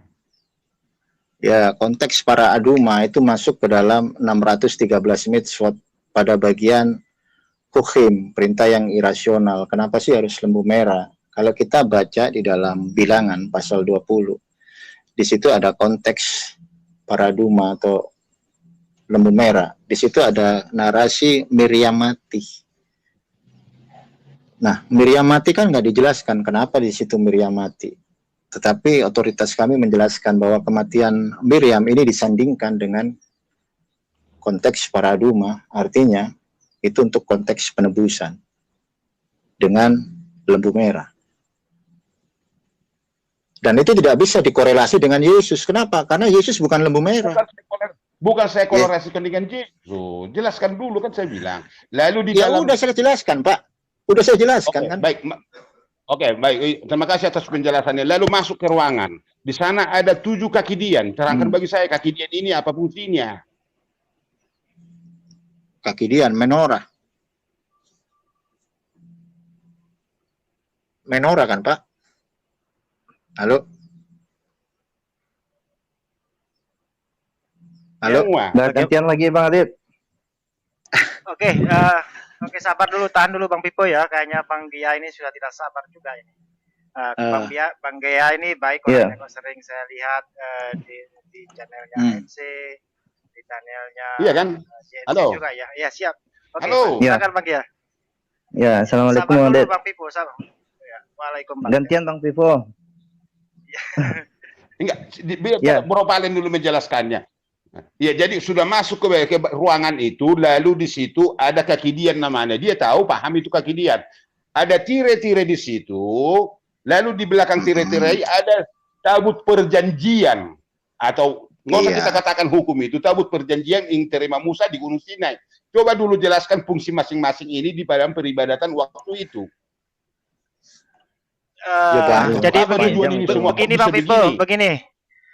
Kalau itu tidak mungkin konsep ketuhanannya yang lebih bagus mungkin ya dibahas ya. Soalnya saya sampaian juga tadi Bang Palen menanyakan siapa emak dan bapaknya Paulus, kan situ tidak bisa jawab juga. Oke, silakan Mister ya. Ya. Gantian dulu Bang Pipo ya. Oke, silakan. Ya. Silakan. Saya diam. Oke. Ya, jadi kan tadi yang dibahas itu ketuhanan ya. Jadi Tuhan yang disembah orang Yahudi sama dengan Islam. Pertama saya mau tanya Bang Valen, jadi kalau Yesus itu gimana Bang Valen? Orang Yahudi mengakui itu enggak? Ya kalau orang Yahudi mengakui Yesus ya diakui, orang nama Yesus ada dalam Hilkot Melachim, tapi bukan sebagai God, bukan sebagai Tuhan, hanya sebagai seorang manusia yang mempromosikan. Gimana Pak? Gimana Pak? Halo? Ya, bisa diulangi Bang ya. Menurut sih, Bang Valen? Ya, gimana? Ya, kalau Yesus dalam pandangan Judaism dia sebagai manusia biasa. Iya, sebagai manusia biasa. Di dalam Hilkot Melachim, dan dia itu adalah salah satu bagian dari rencana Hashem untuk mempersiapkan jalan bagi Mesiasnya orang Yahudi. Jadi Yesus itu hanya manusia biasa dan bukan Tuhan. Iya, berarti diakui ya Bang Valen, diakui sebagai Mesias ya gitu oleh orang Yahudi ya. Tapi manusia enggak. Bukan sebagai Mesias. Maksudnya berarti Yesus tuh pokoknya diakui gitu sebagai nabi gitu. Dia enggak sebagai jadi dalam perspektif Judaism Yesus itu bukan nabi, bukan Mesias, melainkan seorang manusia, seorang manusia yang bagian daripada rencana Hashem untuk mempersiapkan jalan bagi Mesiasnya orang Yahudi. Mempersiapkan jalan. Berarti sebagai apa? Sebagai apa namanya tuh Bang Valen? Kalau yang mempersiapkan jalan itu apa namanya? Gimana Pak? Yang sama mempersiapkan jalan tuh. Ya, sama kayak siapa? Ya sama seperti manusia biasa. Iya. Tidak lebih. Maksudnya sama seperti Bang Valen atau sama seperti gimana atau gitu. Berarti nggak ada apa-apanya sama. gitu. Bukan nggak ada apa-apanya. Mempersiapkan jalan. Di situ kan iya, artinya mengajarkan satu Tuhan. Iya, berarti dia nabi gitu. Tapi enggak juga. Ngerti kan Bang Valen pertanyaan? Jadi Yesus itu sebagai apa? Kalau manusia biasa berarti kan ya misalnya namanya siapa lah gitu. Nggak ada artinya lah gitu. Bukan nggak ada artinya, kalau udah masuk di dalam literatur Yahudi pasti dia ada artinya. Ada artinya sebagai apa? Ya sebagai itu salah satu bagian daripada rencana Hashem untuk mempersiapkan jalan bagi Mesias. Itu aja, nggak lebih. Ya biasa disebut apa kan, misalkan nabi gitu. Ya seperti itu. Oh kalau nabi enggak, kalau nabi enggak, kalau Mesias juga enggak. Iya. Berarti ya dia ya seperti yang saya bilang itu sesuai dengan apa yang ada di dalam Hilkot Melachim. Dan saya tidak berani mengurangi dan menambahi. Mempersiapkan jalan berarti enggak ada yang sama dia. Ada tadi Bang Valen bilang atau sama seperti siapa, atau seperti Elia atau seperti apa? Enggak. Beda. Kalau kan? Eliyahu itu nabi. Kalau Yesus bukan nabi, tapi salah seorang yang mempersiapkan jalan bagi Hashem. Mesiasnya ya bukan bagi Hashem Pak, Mesiasnya orang Yahudi. Mesias orang mempersiapkan jalan bagi Mesias orang Yahudi, berarti ada Mesias yang mau datang gitu ya Bang Valen, Yesus yang mempersiapkan gitu ya. Ya. Ya, seperti Yohanes gitu. Yohanes Pembaptis. Oh, bukan. Saya nggak kenal Pak Yohanes Pembaptis. Itu tokoh-tokoh Kristen. Yohanes Pembaptis tuh gimana Bang Valen, berarti nggak ada tuh? Memang nggak ada gitu ya? Ya, Kalau dalam perspektif Judaism ya kita nggak ngurusin siapa itu Yohanes Pembaptis, siapa itu Matius, Markus, kita nggak mau tahu. Ya berarti nggak ada. Kalau Yesus ada gitu kan? Berarti ada ya. Berarti diakui tapi bukan nabi. Ya saya mau tahu. Iya, Kalau Nabi Muhammad, Nabi Muhammad Bang Valen? Ya sama. Di dalam literatur Yahudi, literatur Yahudi juga diakui sebagai salah satu daripada rencana Hashem untuk mempersiapkan jalan bagi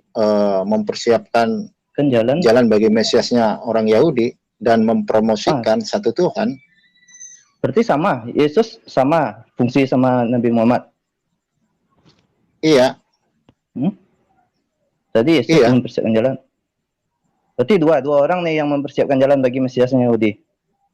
Satu Yesus, satu Muhammad. Iya. Berarti Muhammad dan mempromosikan nabi. Kalau dalam perspektif Judaism, baginda bukan sebagai nabi kalau dalam perspektif Judaism. Tapi kalau dalam perspektif Muslim dia adalah seorang nabi. Iya. Jadi yang Judaism mengakui, berarti Bang Valen mengakui juga Muhammad ya, tapi fungsinya sama seperti Yesus ya Bang Valen. Ya sama, saya mengakui Muhammad, saya mengakui Yesus adalah salah satu manusia yang udah dipersiapkan untuk Hashem, untuk mempersiapkan jalan bagi Mesiasnya Yahudi dan juga mempromosikan bahwa ada satu Tuhan.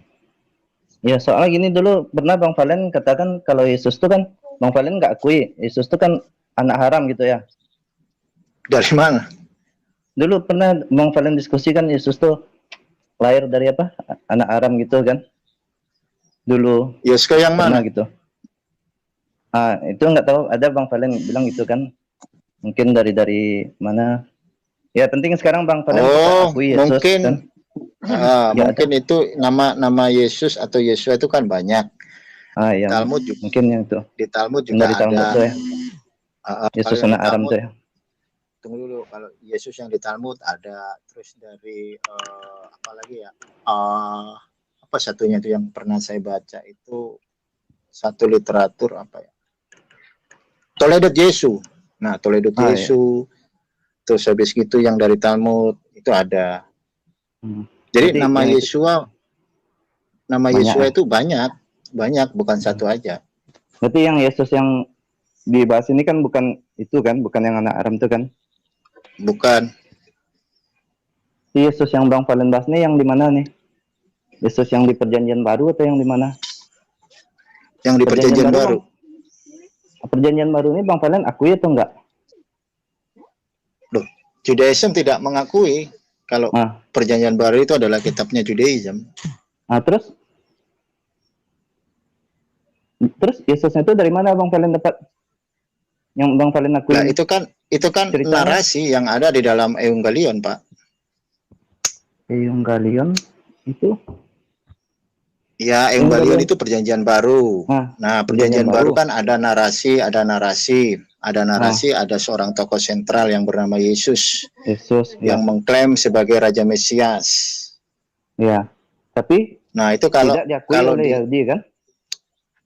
Nggak diakui gimana? Dia diakui. Kan ada dalam Melkot Melakim, Pak. Bapak gini loh, Pak. Yang Perjanjian Coba Bapak loh, kita nggak pakai Perjanjian Baru. Berarti ada cerita Yesus nih di yang sempat yang lain Bang Valen? Di mana? Ya, ada, saya tanya tapi bukan Yesus yang di PB. Ya, ada kan Yesus begini. yang di Talmud. Gimana, Pak? Kan begini, ada nih, misalkan gini, ada cerita Yesus. Bang Valen kan bahas nih, kita bahas Yesus. Yesus yang di mana Bang Valen bahas? Bang Valen bilang yang Perjanjian di Baru. PB. Sementara orang Yahudi nggak mengakui Perjanjian Baru. Nah, terus Yesus yang mana? Kalau nggak diakui kita nggak pakai. Nah, terus Yesus yang mana yang Bang Valen mengakui? Benar kan? Saya pengetahuan gini Pak, tapi saya pakai logika aja. Gini, ya saya akan coba untuk mengedukasi Anda, Pak. Ya. Ada yang namanya Perjanjian Baru. Secara realita dan fakta, bentuk fisik daripada Perjanjian Baru kan ada, manuskripnya ada. Tetapi kitab itu tidak kita pakai. Tetapi kitab itu ada. Dan kitab itu ada. kita akui karena kitab itu ada. Tapi kita nggak memakai kitab itu. Ya, artinya tidak percaya kan, gitu kan? tunggu dulu, jangan dipotong. Ya. Jadi ada satu tokoh sentral di situ, dan di dalam kitab tersebut itu mengambil narasi yang ada di dalam kitab kami. Dan di situ kami mengcounter, gitu. Ya. Dan di zamannya Rambam itu sudah dikodifikasi, gitu. Yesus itu cuma sebagai utusan, ya kan? Di dalam narasi yang ada di dalam PB, dan Rambam mengkodifikasi itu semua adalah rencana dari Hashem, entah itu sebagai utusan, entah itu sebagai seorang nabi. Artinya kalau Rambam ngomong itu adalah salah satu bagian daripada rencana Hashem, orang mau memprediksi itu dia sebagai nabi, sebagai utusan, itu free will dari setiap orang masing-masing gitu. Artinya Rambam sudah menaruh kedua tokoh besar, baik Baginda dan juga baik Yesus, itu juga rencana daripada Hashem untuk mempersiapkan jalan bagi Mesiasnya orang Yahudi dan juga mempromosikan satu Tuhan. Ya. Boleh saya tanggapi, Bang Valen? Iya, boleh. Iya. Jadi gini, jadi kalau di counter berarti kan nggak benar nih si kitab nih. Berarti kan nggak pakai. Kalau saya, misalnya saya bahas Yesus ini, karena saya pakai kitab ini kan. Jadi saya bahas Yesus nih. Kalau Bang Valen bilang nggak pakai, tapi Bang Valen akui Yesus ini ada gitu. Dari mana Bang Valen tahu? Dari kitab Perjanjian Baru. Nah, ini Gimana? Anda tidak tahu bedanya begini loh. Saya kan nggak pakai kitab itu. Iya. Karena itu bukan bagian dari Judaism, tetapi bentuk daripada fisik kitab itu ada. Dan di dalam kitab itu menarasikan salah satu tokoh sentral, dan di dalam kitab itu ada narasi-narasi yang mengkutip dari kitab kami. Ya, nggak apa-apa kutip itu. Jadi maksudnya, jangan bermain dengan kata-kata, Pak, kalau sama saya, Pak. Enggak, Gitu. enggak, Saya bisa membedakan gini loh, Pak. Ya. Ada yang namanya Perjanjian Baru, bentuk fisiknya ada, dan itu diakui semua. Diakui semua. Manuskripnya ada, bentuk fisiknya ada. Bahkan alur ceritanya di dalam Perjanjian Baru itu seperti yang dituliskan dalam Perjanjian Baru. Dan di dalam alur cerita Perjanjian Baru itu ada yang mengkutip narasi dari kitabnya orang Judaism. Nah, di situ Rambam mengkodifikasi tokoh tersebut di dalam literatur Yahudi yang namanya Hilkot Melachim. Ya. Sampai di sini paham Anda? Tetapi kita nggak pakai kitab itu gitu loh. Iya, saya ngerti. Kan ngutip gitu kan narasi. Yang saya bahas ini bukan narasi itu, Bang Valen, bukan ajaran, bukan Torah, bukan itu. Saya hanya orangnya itu, Yesus saja gitu. Ya orangnya kan yang diceritakan kan yang di PB itu, Pak. Ah ya, orang di PB itu. Bisa jadi Perjanjian Lama ini kitab dongeng gitu kan. Yesus itu nggak ada orangnya. Emang Yesus nggak ada orangnya gimana? Gimana, Pak? Emang Bang Valen percaya Yesus itu pernah ada? Yesus pernah ada. Di dalam Hilkot Melachim. Di dalam Hilkot Melachim itu kan ada nama Yesus. Ya, jadi kita harus percaya dong. Hilkot Melachim itu di mana, Bang Valen? Gimana? Hilkot Melachim itu di mana tuh? Ya di dalam literatur kami, Pak. Ah ya, berarti kan ada dalam literatur Bang Valen. Itu yang saya tanyakan. Gitu berarti iya, ada. Tadi kan dalam sudah literatur. saya jawab. Tadi kan sudah saya jawab, tapi Bapak kan nggak paham. Di dalam literatur kami, Yesus itu ada di dalam literatur kami, dan itu dijelaskan sebagai berikut. Dia adalah salah satu bagian daripada rencana Hashem untuk mempersiapkan jalan bagi Mesiasnya orang Yahudi. Tetapi kami tidak memakai yang namanya Perjanjian Baru. Iya.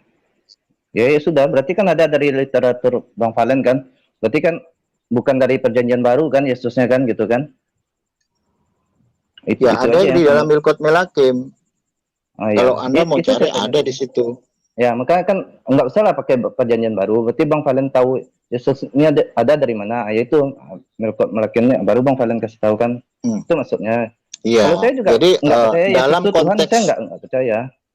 Yesus ya dalam konteks dalam konteks toleransi, Rambam mengkodifikasi, Pak. Jadi Yesus itu bagaimanapun juga dia adalah salah satu bagian daripada rencana Hashem. Itu ada di dalam Milkot. Dan Rambam sudah ngejelasin semua. Dia kalau mau dianggap utusan, silakan ya kan.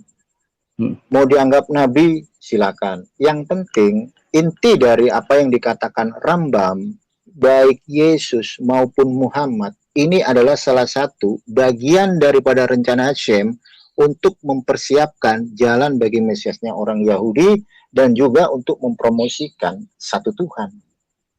Itu. Oke. Ya. Berarti yang Yesus clear ya. Saya juga percaya Yesus utusan, berarti kan sama tuh. Sekarang ya. Jadi kalau yang Muhammad juga sama ya Bang Valen ya? Iya sama. Ada juga dari Milkot Melakim gitu ya? Ada. Iya, ada. Ada menceritakan Muhammad di sana ya? Ada, bahkan konteks kul huwallahu ahad Allahus samad lam yalid wa lam yulad itu juga dibahas sama Rambam. Di Milkot Melakim gitu. Iya. Rambam kan itu orang aja. Maksud saya ada kalau dalam kitab yang orang Yahudi ada nggak Bang Valen? Gimana Pak? Dalam kitab yang kitab Bang Valen apa misal Tanakh gitu kan? Orang banyak Pak, Yahudi, kitabnya orang Judaism banyak. Kalau Tanakh itu cuma kulitnya doang. Banyak kitab-kitab lain gitu. Ratusan Pak. Kita punya yang namanya kita punya Rashi ya, kita punya Khazal, kita punya Misna, kita punya Gemara, kita punya Pirkei Derabanan, kita punya Pirkei Derabi Eliezer, kita punya apa lagi? Zohar. Terus kita punya Onkelos, kita punya Bavli, kita punya Talmud Yerusalem yang termasuk Misna dan Gemara. Terus kita punya Targum Onkelos, kita punya Targum Yerusalem, kita punya Zohar. Banyak kitab-kitab ratusan. Kita punya Sultan Aruk. Itu dari Hasyim juga tuh ya. Dan itu dikembangkan oleh para rabi secara turun-temurun. Kan ada di dalam Pirkei Avot juga kitab kami, literatur kami. Moshe kibel Torah bisine umsara Leosua liskenim. Jadi Musa ini menerima Torah dari Sine dan ditransmisikan kepada Yosua bin Nun diberikan kepada orang bijak diberikan kepada para nabi, dan para nabi diberikan kepada majelis besar. Nah, seperti itu Pak. Jadi transmisi Torah, baik itu Torah tertulis maupun oral Torah, yang di dalamnya ada yang namanya Misna, Gemara, Agada, segala macam, itu turun-temurun. Oh, itu gimana ya bisa menceritakan Muhammad ya Bang Valen? Itu gimana Pak? Muhammadnya ada kan abad ke-6 gitu. Nah, terus Bang Valen bilang ada menceritakan Muhammad. Emang ditulisnya sesudah Muhammad lahir gitu? Ya, kan seiring berjalannya waktu, kan banyak sekali orang-orang Yahudi pada waktu itu dibantu sama orang Muslim. Artinya banyak orang Yahudi yang dilindungi sama orang-orang Muslim, gitu loh. Makanya Rabbi Sifi itu menjelaskan baik Jew atau Judaism dan Muslim itu adalah satu saudara, satu ayah, yaitu Abraham. Jadi baik Yishak dan juga Ismail. Kalau Yishak ini kan melambangkan Israel yang punya anak namanya Yaakov. Nah, antara Yishak dan Ismail ini saudara. Ismail itu adalah dari Islam. Nah, kedua anak ini ayahnya cuma satu, bapaknya yaitu Abraham. Makanya baik Jew dan Islam itu satu saudara, satu dari bapak yaitu Abraham yang menyembah satu Tuhan. Dan di zaman dulu visi dan misi kedua anak ini sebenarnya memiliki visi dan misi yang sama. Dulu Muslim memiliki zaman keemasan, dan para Judaism juga rindu supaya visi dan misi mempromosikan satu Tuhan ini menjadi kenyataan, gitu. Makanya Rabbi Sifi dari Chabad itu ngomong kayak begitu. Bahkan Rambam itu juga hidup di area orang yang banyak Muslimnya, gitu. Artinya banyak sekali Yahudi itu yang ditolong sama orang-orang Muslim. Contoh kayak yang di Afghanistan itu kan ada satu orang Yahudi, itu dia nggak mau pindah dari sana, gitu. Kenapa? Karena orang Muslim itu baik dengan orang Yahudi di luar politik. Itu kan mengenai perasaan lagi kan. Yang kita bahas ini kan kebenaran gitu kan. bukan mengenai perasaan kan gitu. Loh, kalau mau Ya kan? dibilang kebenaran, iya, Muslim udah benar, dia menyembah satu Tuhan. Di dalam perspektif Judaism, bagi orang di luar tanah Israel, Lalu bagi kenapa orang namanya bangsa-bangsa, Kenapa namanya gimana, Allah, Pak? Bang Valen? Kok namanya Allah, orang Islam menyebut namanya Allah Kenapa gitu? namanya Allah? Iya. Allah itu kan bahasa Kenapa enggak? Indonesia tuh. Allah kan harus bedain dulu gini Pak. Coba kita beredukasi. Kita ngomong Allah, itu kan hurufnya A, terus double L, terus A, terus H. Ya. Kalau kita ngomong linguistik dari Arab, konsonannya kan alif, lam H, Allah. Ya. Nah, kenapa kok bisa dikatakan sama? Ya emang sama. Di dalam Quran itu baginda Rasulullah itu menarasikan kepada para umatnya, para pengikutnya untuk menyembah Tuhannya Ibrahim. Begitu juga dengan Judaism, menyembah Allahnya Ibrahim, Allahnya Ishak, Allahnya Yakub, Allahnya Ismail. Tuhannya Ibrahim. Jadi apa yang diperdebatkan? Tuhannya Ibrahim, Bang Valen nyebutnya apa? Hashem kan? Iya loh, saya kalau nyebut Elohim Abraham ya sama aja gue nyebut Hashem. Gue nyebut Allah Ibrahim ya sama aja gue nyebut Hashem. Kenapa? Karena Rav Sadagaon sebagai otoritas juga di dalam perspektif Judaism, ketika mentranslate Havaya atau Tetragrammaton itu dilafazkan di dalam linguistik Arab menjadi Allah. Karena huruf Ibraninya Alef, Lamet, He. Dan itu diucapkan dalam linguistik Arab yang dikenal sebagai Judeo-Arabik, itu kalau dilafazkan itu Allah gitu. Jadi saya nggak ada masalah, saya menyebut Allah Akbar, artinya Hashem, saya itu maha besar. Ketika saya ngomong kul huwa ahad, berarti Tuhan saya satu. Iya, gitu loh. Iya, satu. Tuhan satu. Ya ini sebentar ya, baterai saya habis ini ya. Mungkin yang lain bisa bicara dulu ya. Saya mau cas dulu ya. Saya nggak turun. Tinggal 2%. Oke, ya silakan Bang Valen di cas dulu HP-nya. Ini sudah ada yang bergabung ini yang sangat mempesona sekali ini ya. Bumi Dini, Assalamualaikum warahmatullahi wabarakatuh. Waalaikumsalam warahmatullahi wabarakatuh. Bang Aditya Taliang kemana aja? Channel Umi udah ganti belum ditengok. Oh begitu ya. Iya. Sabar dulu. Begini Umi, dia sebentar ya. Biar sebentar ya. Saya mau kasih mempesona audionya soalnya feedback. Diam aja, jangan di-mute ya. Tes 1 2 3 1 tes 1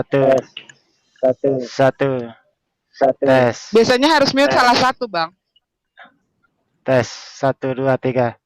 Dibuka dulu Umi, sebentar sedikit lagi. Yuk, coba. Apa sih Sebentar dulu. Dibuka. Tes 1 2 3. Tes. Aduh, ini memang anunya perangkatnya yang kurang mempesona. Makanya itu kain sarung benerin dulu. Oke, silakan Umi.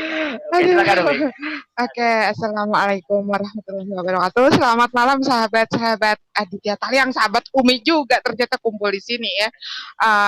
Kalau misalkan teman-teman Bang Adit begini. Dari kemarin ya Umi cari-cari Bang Adit juga. Bang Adit tolong umumin nih channel Umi udah kena take down, yang itu dia ganti channel begitu. Tapi ditunggu-tunggu Bang Adit gak nongol-nongol di itu Umi. Di channel Umi yang baru, kayaknya Bang Adit juga belum subscribe ya. Oh iya, apa namanya Umi? Ini sesuai sama nama. Oh, siap. Oke. Ya. Jadi malam ini apa sih sebetulnya tadi Umi lagi ini juga lagi live juga, cuman kesel ya kalau live sama mereka itu udah tinggalin dulu lah, biarin live ditinggalin dulu, refreshing dulu ke channel lain. Lagi bahas apa ini Bang Adi? Ini lagi apa namanya?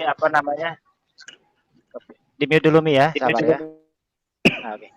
Jadi kebetulan yang dari narasumbernya ini Bang Valen ya, yang mana Bang Valen ini termasuk salah satu narasumbernya Umi juga ya. Jadi mohon maaf tadi saya undang Bang Palen di sini ke tempat saya tidak izin dengan Umi ya. Nah, tema yang saya angkat itu diskusi lintas agama ya, yang jadi narasumber yaitu Bang Palen, dan saya kasih kesempatan kepada teman-teman dari Kristen untuk bertanya ya kepada pihak Yudaisme, karena memang saya juga mengetahui bahwasanya agama Kristen ini kan berakar ya, atau bersumber dari agama Yudaisme gitu ya. Seperti itu tema yang saya angkat. Oh ya.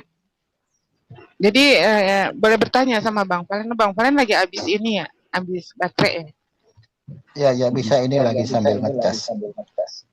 Oh iya. Jadi mau tanya nih sama Bang Palen, itu WhatsApp udah dibuka belum?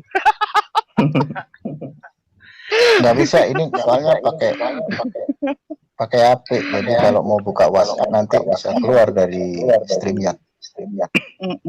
Nah, iya, udah nggak apa-apa. Maksudnya Bang Valen kan masih sakit gitu kan, jangan terlalu malam. Ya.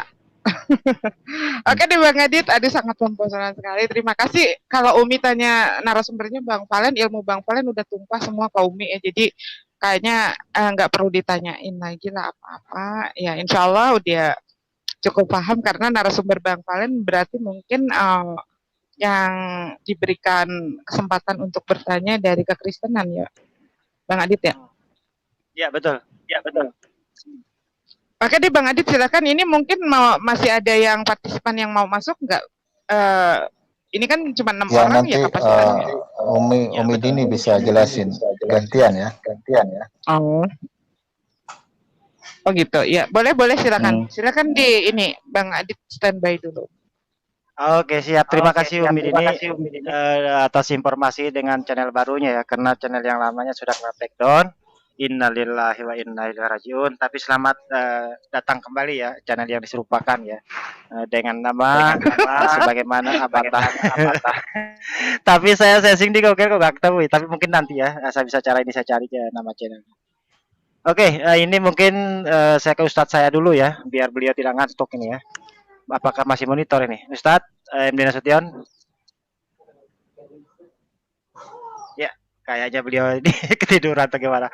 Oke lah, silakan Bang Pipo, tadi kayaknya belum selesai beliau ini. Apa masih yang perlu ditambahkan atau sudah clear Bang Pipo?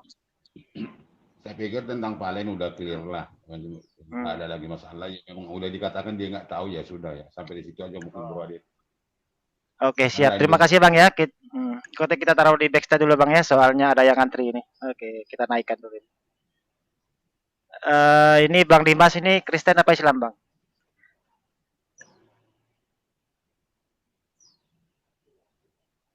Ya Bang Dimas di open mute-nya Bang. Ya oke. Mungkin saya rasa durasi kita ini sudah lebih 3 jam ini Bang Palen. Bagaimana Bang Palen? Masih mau dilanjut atau kita tutup saja? Saya kembalikan ke Bang Palen aja. Ya kalau mau diakhiri ya nggak apa-apa. Lagian udah 3,5 jam ya. Mungkin besok atau kapan bisa. Kapan lanjut nih? Iya, Oke siap. bisa gantian sama Islam Kerebon. Bang Adit, Bang Adit. Ya ini teman-teman ya, ini sahabat-sahabat netizen Umi yang kehilangan arah, kehilangan emaknya, kehilangan induknya. Jadi ini channel Umi ya. Kemarin mungkin linknya begini nih, linknya ditaruh di chat mungkin. Jangan. Nggak usah Bang, kalau linknya nanti malah channel Abang yang rusak begitu. Karena kan nggak boleh taruh itu di link. Jadi Umi kan komen di sini Abang ini aja apa, Abang pin sebentar ya Bang ya.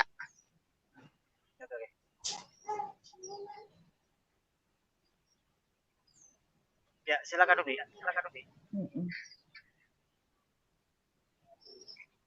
Itu Bang, pin Bang.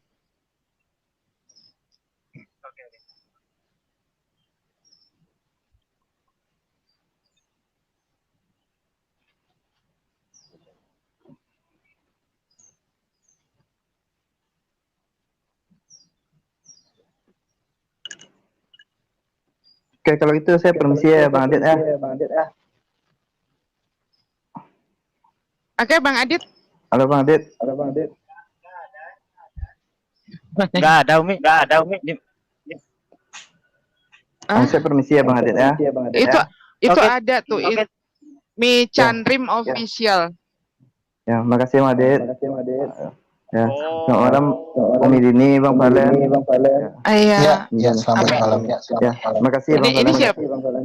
Ini siapa, Bintang bukan? Ada Bang Adit. Ya udah deh, kalau misalkan nggak sempat karena udah mau ditutup juga, ini Umi ninggalin OBS juga tuh, OBS-nya mati-mati. Repot bener Bang Adit, aku pegang laptop ini, pegang 2 handphone, pegang OBS sambil nge-timer. Oke, mungkin sebelum saya tutup, mungkin Bang Umi ada yang perlu disampaikan lagi mungkin kepada Bang Valen atau kepada saya atau kepada teman-teman yang di Deadjet sekalian promosi. Iya. Buat sahabat-sahabat netizen dulu ya, sahabat-sahabat netizen, salam kangen buat semua. Kayaknya beberapa, kok ada suara noise ya? Iya.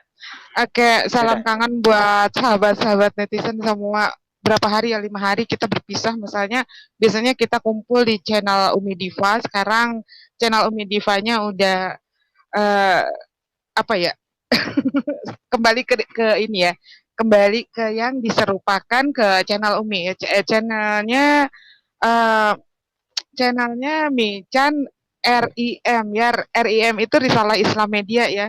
Jadi sekarang Umi tergabung dengan manajemen RIM juga.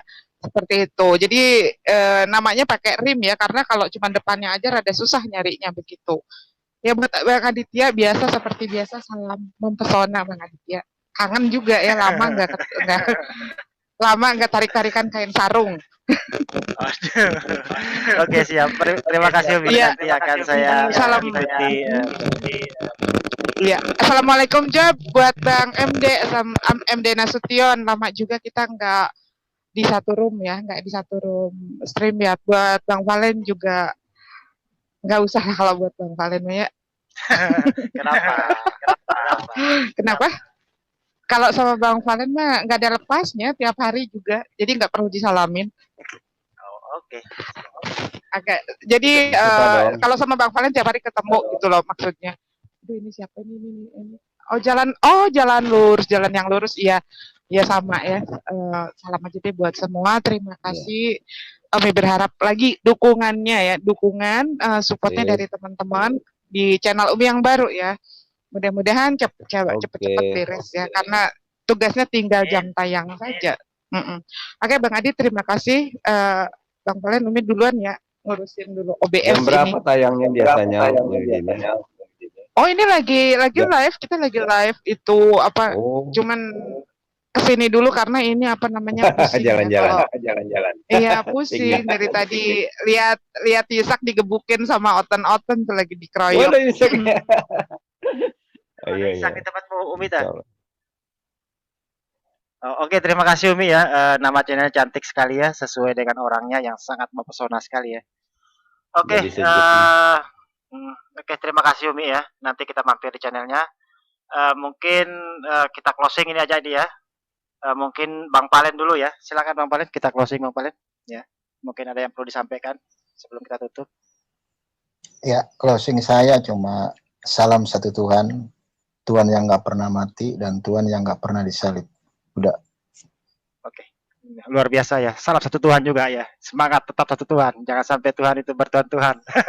Oke, luar biasa. Oke, silakan jalan lurus. Closingnya Bang. Ya, terima kasih Bang Valen, terima kasih. Salam satu Tuhan juga. Jangan sampai ada Tuhan yang diserupakan pula ya. Mudah-mudahan kita solid, dan memang seperti saya katakan tadi, kalau ada teman dari UDSIM itu malah ringan lah. Jadi kami menghadapi otot-otot itu yang pebalui seperti itu ya. Seperti Umi Dini tadi kan dia bisa main-main ke sini, kenapa? Di situ ada Ishak, jadi aman ya. Oke, salam satu Tuhan. Terima kasih Aditya. Ini topik malam ini sangat berkesan sekali, sangat mempesona sekali bagi saya. Terima kasih. Assalamualaikum warahmatullahi wabarakatuh. Nah, demikianlah saudaraku semuanya, kita sudah simak video ini dengan durasi yang lumayan panjang ya. Namun walaupun begitu, tentu ada pelajaran atau hikmah yang dapat kita petik dari jalan diskusi tadi antara saudara Valen dari Yudaisme dengan pihak Kristen, yang mana topiknya tadi yaitu tentang Tuhan itu sendiri ya, siapakah Tuhan yang disembah oleh Ibrahim, Ishak dan Yakub, dan begitu juga apakah sama Tuhannya antara Yahudi dengan Kristen. Nah, ternyata berdasarkan kitab Torah itu sendiri yang dijabarkan oleh saudara Valen dengan sangat bagus ya. Ternyata klaim dari saudara dari Kristen ini tidak sama dengan anggapan mereka selama ini, yang mereka selalu mengatakan bahwa ajaran mereka berasal dari kitab Torah itu sendiri. Nah, begitu juga usaha mereka untuk meyakinkan saudara Valen bahwa Tuhan menurut keyakinan mereka adalah Yesus, itu juga tidak bisa diterima ya, berdasarkan kitab aslinya.